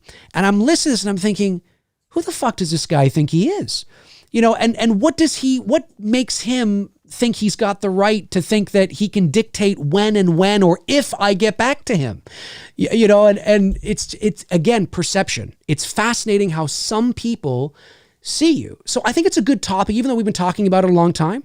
I think it's a good discussion because remember that video? Like if you guys think there's a dude on YouTube who the Sean Clark stuff. This Connor Saxon. Oh, that guy. Oh, I thought you were talking about the Sean Clark stuff, the Roger Mills. That was more recent. But there's a link. This dude made a video about exposing Dave McRae. We're not making this shit up when we're saying we deal with idiots. I just shared the link. This dude decided to put an 18-minute video together to expose Dave McRae. Okay, what are you exposing? Right. But it's just sometimes, man, people get so, like Dave said, people think just because we're on here that you guys have this entitlement relationship to us that you can just go on these weird tangents and just the idiot bonehead who sends us novel messages. I'm going to kill your family. I'm going to kill you. There's those. I've gotten those. You know who we're talking about. I will get one to idiot out there. I will get to your super chat, AK. I will. And to MAGA and, to Chester, we're not talking about you. We're not talking about you guys, right? We're talking about it in a general sense, right? In a general sense, and Tony's right. There's that. There's the is it Roger or Robert Mills that uploaded 2 videos recently calling out myself and Sean Clark. Yeah. Recently. Yeah. Saying that we owe them, and just because we work in the business doesn't mean we can't, respond. And Sean reached out to me and said, this is fucking gold. This is amazing. This is hilarious. And I'm like, I know. Yeah. That's what I'm saying. There's this entitlement that people seem to have that you owe them. And I'm we don't owe you fucking shit. No. I mean, no offense, but that's the reality. We don't owe anybody anything. No. And it's all about, what I really love about the community that we've built and what I build on my channel is that there is, and again, we're talking, in the big picture, out of the thousands of views that I've gotten and the thousands of comments that I've gotten and the thousands of subs and I guess it's over 1,000 videos now. This is not the majority, but it is a reality when you gain a bit of a following. Just look at the tweets that the guys from Wham or Cody will sometimes post about some of the shit that they get too, right? It's an unfortunate reality, but it is a reality when you gain a bit of a following. And that article that I was talking about was just giving perspective on the psychology, the psychological makeup between fan and viewer, or sometimes how people can take things too far and how people can get the wrong impression by the relationship that is built between host and viewer viewer or whatever the case is, right? It's a real thing that isn't new to YouTube. This was happening in television, back in the day as well, right? Just on a different sort of level. So sure. When we talk about this, I'm not talking about anybody specific in the chat room. I'm not talking about anybody. I'm not talking about Chester or MAGACat or anybody there. That's not what I'm talking about. I'm talking about it in a general sense of how interesting it is from that sociological, that human behavior sort of thing. Because as a voice actor who, as I said, has spent many years in the business, in an area of the entertainment industry that is largely full of anonymity because my face is not seen, I find it very interesting. It's a different sort of side of things that I find fascinating. And the expectations that viewers have, like, who the fuck do you think you are? You're not going to fucking get back to me. You're not going to check. Oh yeah. He also sent me a link to some Halloween stuff that he had done. And because I didn't check it out within the time frame that he had in his mind that I should have, he got very angry and was absolutely just off the wall. And Frank, if you're still in the chat, back me up on this. I let you hear it, correct? Do you remember that? I think it was the chat anymore. I think he might have bailed out. He might have bailed out. Well, if Frank is still listening, Frank can back me up because I sent the clips to Frank and Darren, and they got back to me and were like, "Is this what we have to look forward to?" And I'm like, "I hope not. I hope not." Well, it's crazy. I remember when I first joined YouTube, and I would get those I'm really referring to one individual on the death threat emails. I mean, when you're not used to something like that and you just got some random person sending you a death threat, you're like, what the fuck? It kind of becomes alarming. You don't know like how you should handle it until you start to catch on that they basically recite the same shit over and over again. And they're not in here we are 5 years later and they're not doing anything. And but when you're used to your life just being normal, and then all of a sudden you get attention, and then all of a sudden someone sends you a death threat, you're like, Jesus Christ, like what the hell, man? Like how are we getting from here to here? And it's just like whatever. I can tell you until you realize that there's no merit behind it. I can tell you that I've had three death threats. 3 death threats. And I can tell you that every time I go to my PO box, I'm cautious. Now I think it's from the same individual. I don't think it's from different people. I'm confident that it's the same one that you and I are getting. Probably. I'm very confident. Probably. I'm very confident. But I've had it 3 times. I know Tony has had it. Tony's had it. Yeah. And it's serious stuff. And so again, we're speaking about this again. I know we've gone on a long time here, but it's a good discussion to have. And because hopefully it gives people perspective. And when I say that, when the article says YouTubers are not your friends, they don't mean it literally in the sense of like, you can't make friends off of YouTube or you can't get to know good people. I mean, look, I met Tony on YouTube. We've never met in person. We're friends, right? Yep. It doesn't mean it literally. It means you have to read between the lines of what it means, right? It's talking about the perception between the relationship between host and viewer when it comes to YouTube celebrityism, and how it can be misconstrued and there's expectations that are just not realistic and all that kind of stuff, right? That's really what it's talking about. But it was a headline to sort of catch your attention, because from a certain point of view, it's right. I mean, there's a difference between having a online friend and having a friend, and listen, I understand sometimes online friends can be better than the friends you have in real life. I get that, but hopefully you understand what I'm trying to say, and nobody today has taken it personally for us to mean that we don't care about anybody in the chat room or who watches our shows. That's not what we're talking about. But hey, we've been doing this a long time now, and it's a fascinating experience. I know Frank and Darren, Frank says correct that the guy was off his rocker. Oh, he was. And Frank and Darren, they haven't been doing this that long. They just crossed 1,000 subs, and they've gotten a couple of things that have been a little weird. Get prepared, boys. It's coming your way. They've gotten a couple of things that have been a little weird. Of course, Tony and I have probably sent them over there by accident, but probably by accident. But yeah, like I said, when you start getting look, am I afraid? No. I mean, because I know who the individual is. If it was a straight up one-on-one fight, I would probably snap the individual's neck, and I know that. Yeah. And that's not spitting anything. That's fact. Yeah. But if the dude is going to catch me from behind with a gun and put, slugs in my back, there ain't shit that I can do about that. Right. Yeah. You know what I mean? Like there's nothing I can do if I'm going to get caught off from behind. But no, I'm not going to live my life in fear and I don't care. But when it wasn't serious enough. When it first went down, I remember talking to you about it. I was just like, dude, I don't know what the fuck to make. This was like 2019, I think. No, dude, I've been off of YouTube even longer than that, man. No, but this was Instagram though, I thought. No. This was on YouTube. Yeah, okay. You know who I'm referring to. I know who you're referring to. We're not going to say, but I know who you're referring to. But it was Frank Riker, first, it just anyway, was like it was like your head scratching, like dude is just mentally not all there. But then you start to realize, because this individual kept repeating the same narrative, just saying the same shit. And I'm like, okay, well, 5 years later, like he sent a message not too long ago. He literally like sent me 10 of the same. I think I read like the first line. I'm like, oh, okay, I know who you are. And I just deleted it, like, I just like, it's basically the same rhetoric. Okay, I'm bald. I'm going to kill your family. I'm going to kill you. I'm going to do this. Literally repeating the exact same. I'm like, okay, here we are 5 years later. You're not going to do. So you have individuals like that who are just basically blowing smoke up your ass, because I truly believe that, you know what I mean, because it hasn't gone anywhere beyond just stupid emails. Agreed. I mean, I have forwarded them to the authorities just so that they could have it, just as a thing.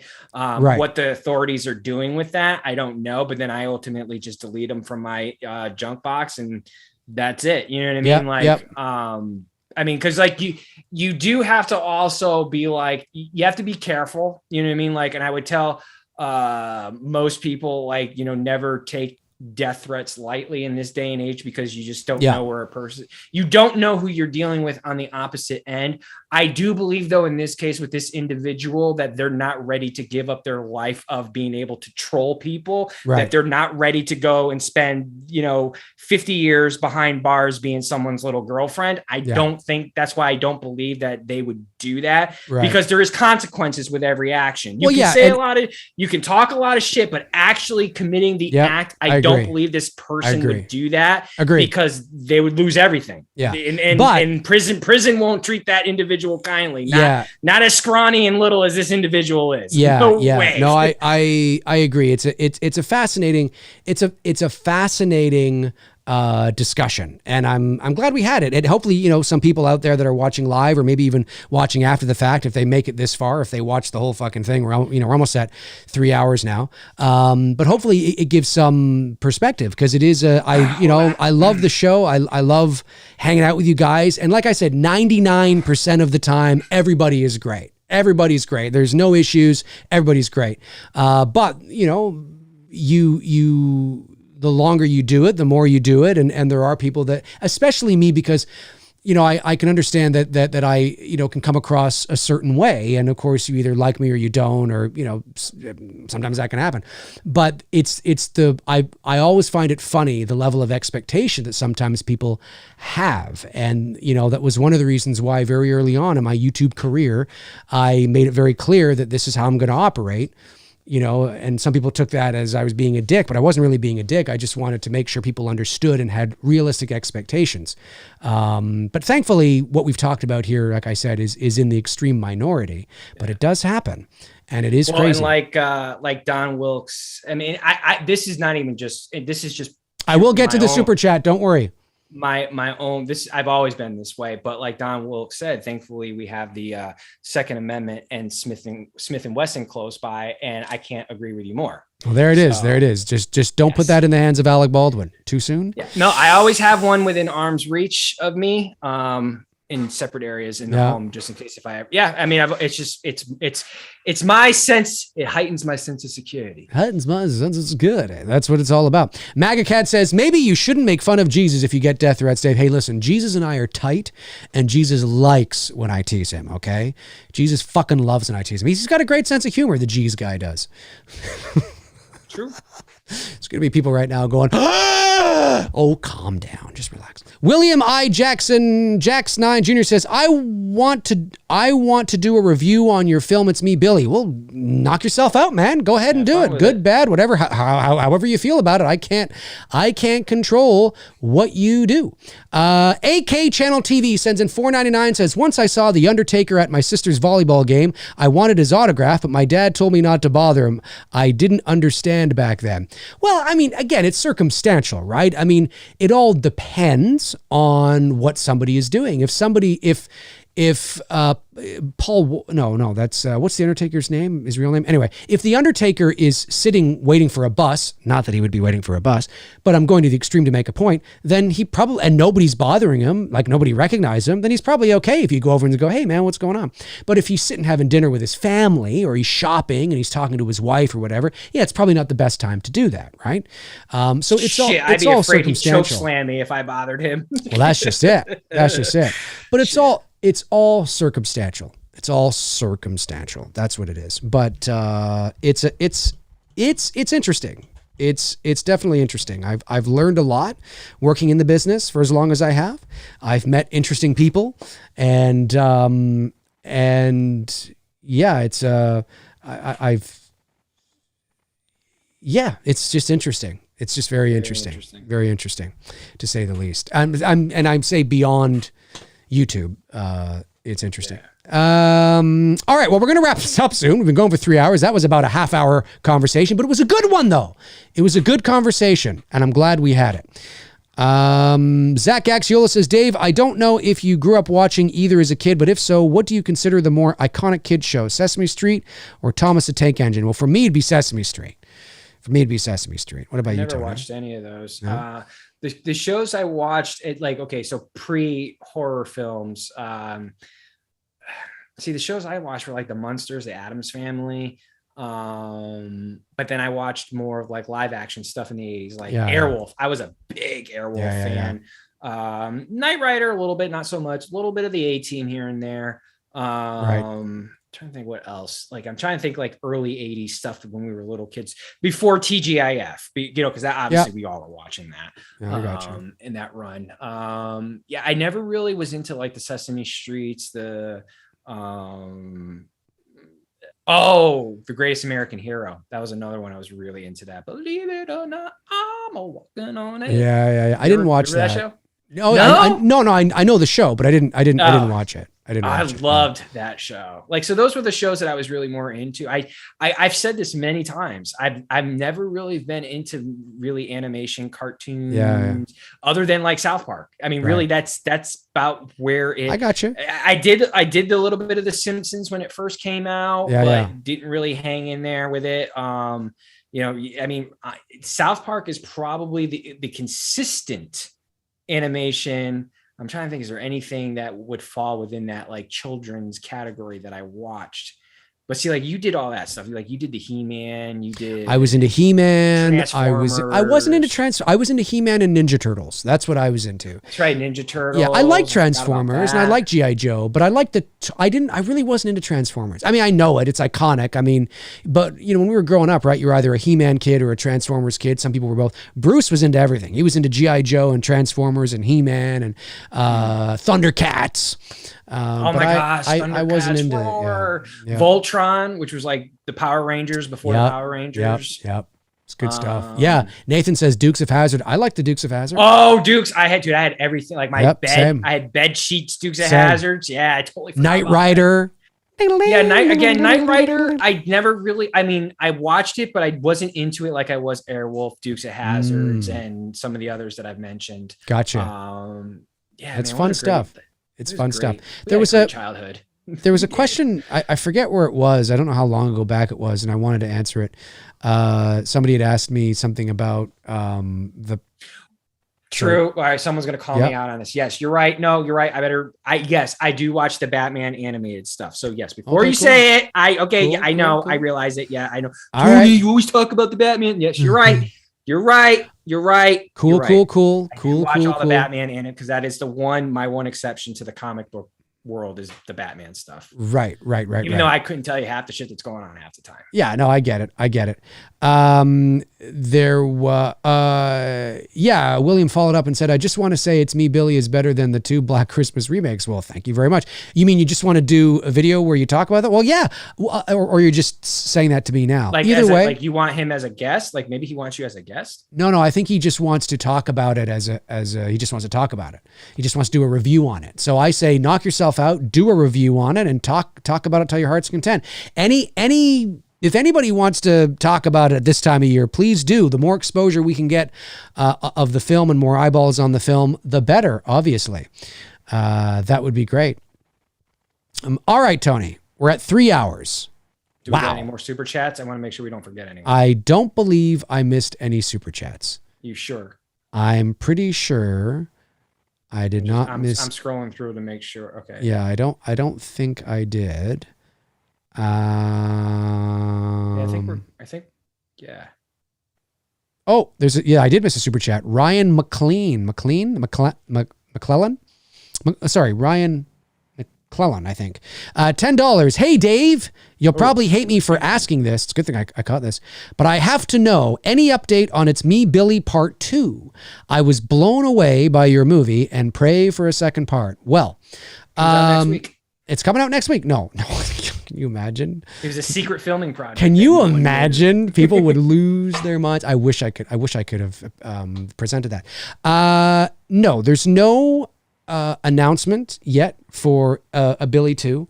That doesn't mean that we might not have some sort of announcement to make about something like that, perhaps. But I don't want to set unrealistic expectations or get people's hopes up. Bruce and I at the moment are working on I can say it. We're working on a treatment at the moment. I can't tell you who it's for or what it is yet, because as I mentioned before, it's a little early in the process to do that. It is with a studio that we are working with, and hopefully within the next, hopefully not in the not too distant future, we can announce what that is and what we're working on. So it is possible that even if we do get to a point where we do Billy 2, it might not be the very next thing we do. What's happened here has happened because of a direct result, because of It's Me, Billy, which is always a good thing. So we'll see what happens. But there are so many films and so many ideas that get to the stage we're at and beyond. There's a lot of scripts that are written that are ready to go, that are amazing scripts, but they just never get greenlit. So we're very early in this development process of whatever Ryan Reynolds, this is. Deadpool took like a decade. Oh, that's what I'm talking about. So, this is a treatment we're working on. It is for a studio, and but nothing is guaranteed. The so far so good. We've had a couple of meetings and everything is like really exciting and things are this is pretty cool. And we've been working our magic and connections and things like that. And so it's an interesting thing that's happening. It's cool. I wish I could say more. I probably could tell you what it's all about and what's happening, but Bruce and I have chosen not to, not because we've signed any NDAs, not because we've been told not to, but because we just don't want to get your hopes up or our hopes up, because as quickly as this thing has come into our life, it can go tomorrow. It can just be like, nah, don't want to. Now we change our mind. Those things happen. This is a very fickle business, and but so far so good. So we hope we can get to a point where we feel confident to say, hey, you know what? this looks like it's probably going to be a for sure thing. At least we feel that maybe it's more 60-40 than 50-50 or 70-30 than 60-40. So let's make an announcement about it. And then of course we'd have to, the people that are involved obviously would have to be okay with it too. So, that's why we've chosen not to say anything yet, because we just feel it's a little early in the process. But I'm getting together with Bruce tomorrow to work on this. So it's been a work in process for several months now. It's been quite exciting. So we'll see. We'll see what happens. So Billy 2, not out of the question. There's no official announcement that we've suddenly moved into, pre-production on it or something like that. But there may be a little something coming down the pipe in regards to that. Not sure, but we'll see. We'll see what happens. But next Wednesday, I have to confirm, but next Wednesday, myself and Bruce and Victoria and Shelby and Maleka should be doing a watch along of It's Me, Billy on this channel next Wednesday evening. Yep. I just have to confirm with them.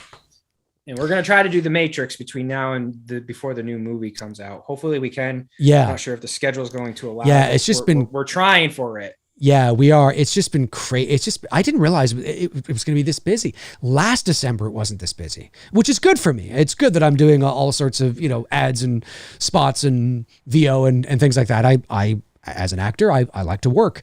But it's busy. Right. Work is good. That's it. Work is good. It's busy, but it's the good kind of busy. So that's always good. So I think we've got all the super chats. I think we're good. Thank you to all the super chats that came in, to the non-super chats that came in. Thank you for humoring Tony and I as we went on our 30-minute discussion about what it's like being on YouTube and some of the crazy things and the perceptions and all that kind of stuff. Hopefully I made it very clear to people out there, it's not personal. We're not talking about you specifically. We're just talking about, in a general sense, some of the crazy perceptions that some people have. And that's what that whole article was really all about. So I understand how some people might have taken it that I don't like any of you guys or something, and that's not what we're saying. Okay? No, so, we don't like you guys. No. Fuck you. We hate you. We hate you. We don't like any of you. So anyways, that's right. So anyways, you guys are amazing. That's gonna do it for episode 135 of Two Dudes and Some Bullshit. Thank you to our amazing moderators, Frank Riker, Tabitha Short, Darren Sands, Chris Baber. You guys are amazing, but you know you are. The super chat questions, the non-super chat questions. We really appreciate you guys. We do. If you guys weren't here, if you guys weren't tuning in, we literally would not be here. Tony and I would just have a private Zoom call. Why would we go live if nobody was watching? You know what I'm saying? So we do this for you guys. You guys are amazing. Thank you so much. And hopefully we'll be back next Monday, but I'll make an announcement on what's happening then. Not sure but I'll make an announcement. We're gearing up for The Matrix. Hopefully we can fit it in before the release of the new Matrix, which is right around the corner. That's what we're trying for. We'll try to figure something out. That's it. Tony, any last things? No, you're good? No, I'm good. All right, we'll talk to you soon. In the meantime, in between time, as Frank just said, toodles.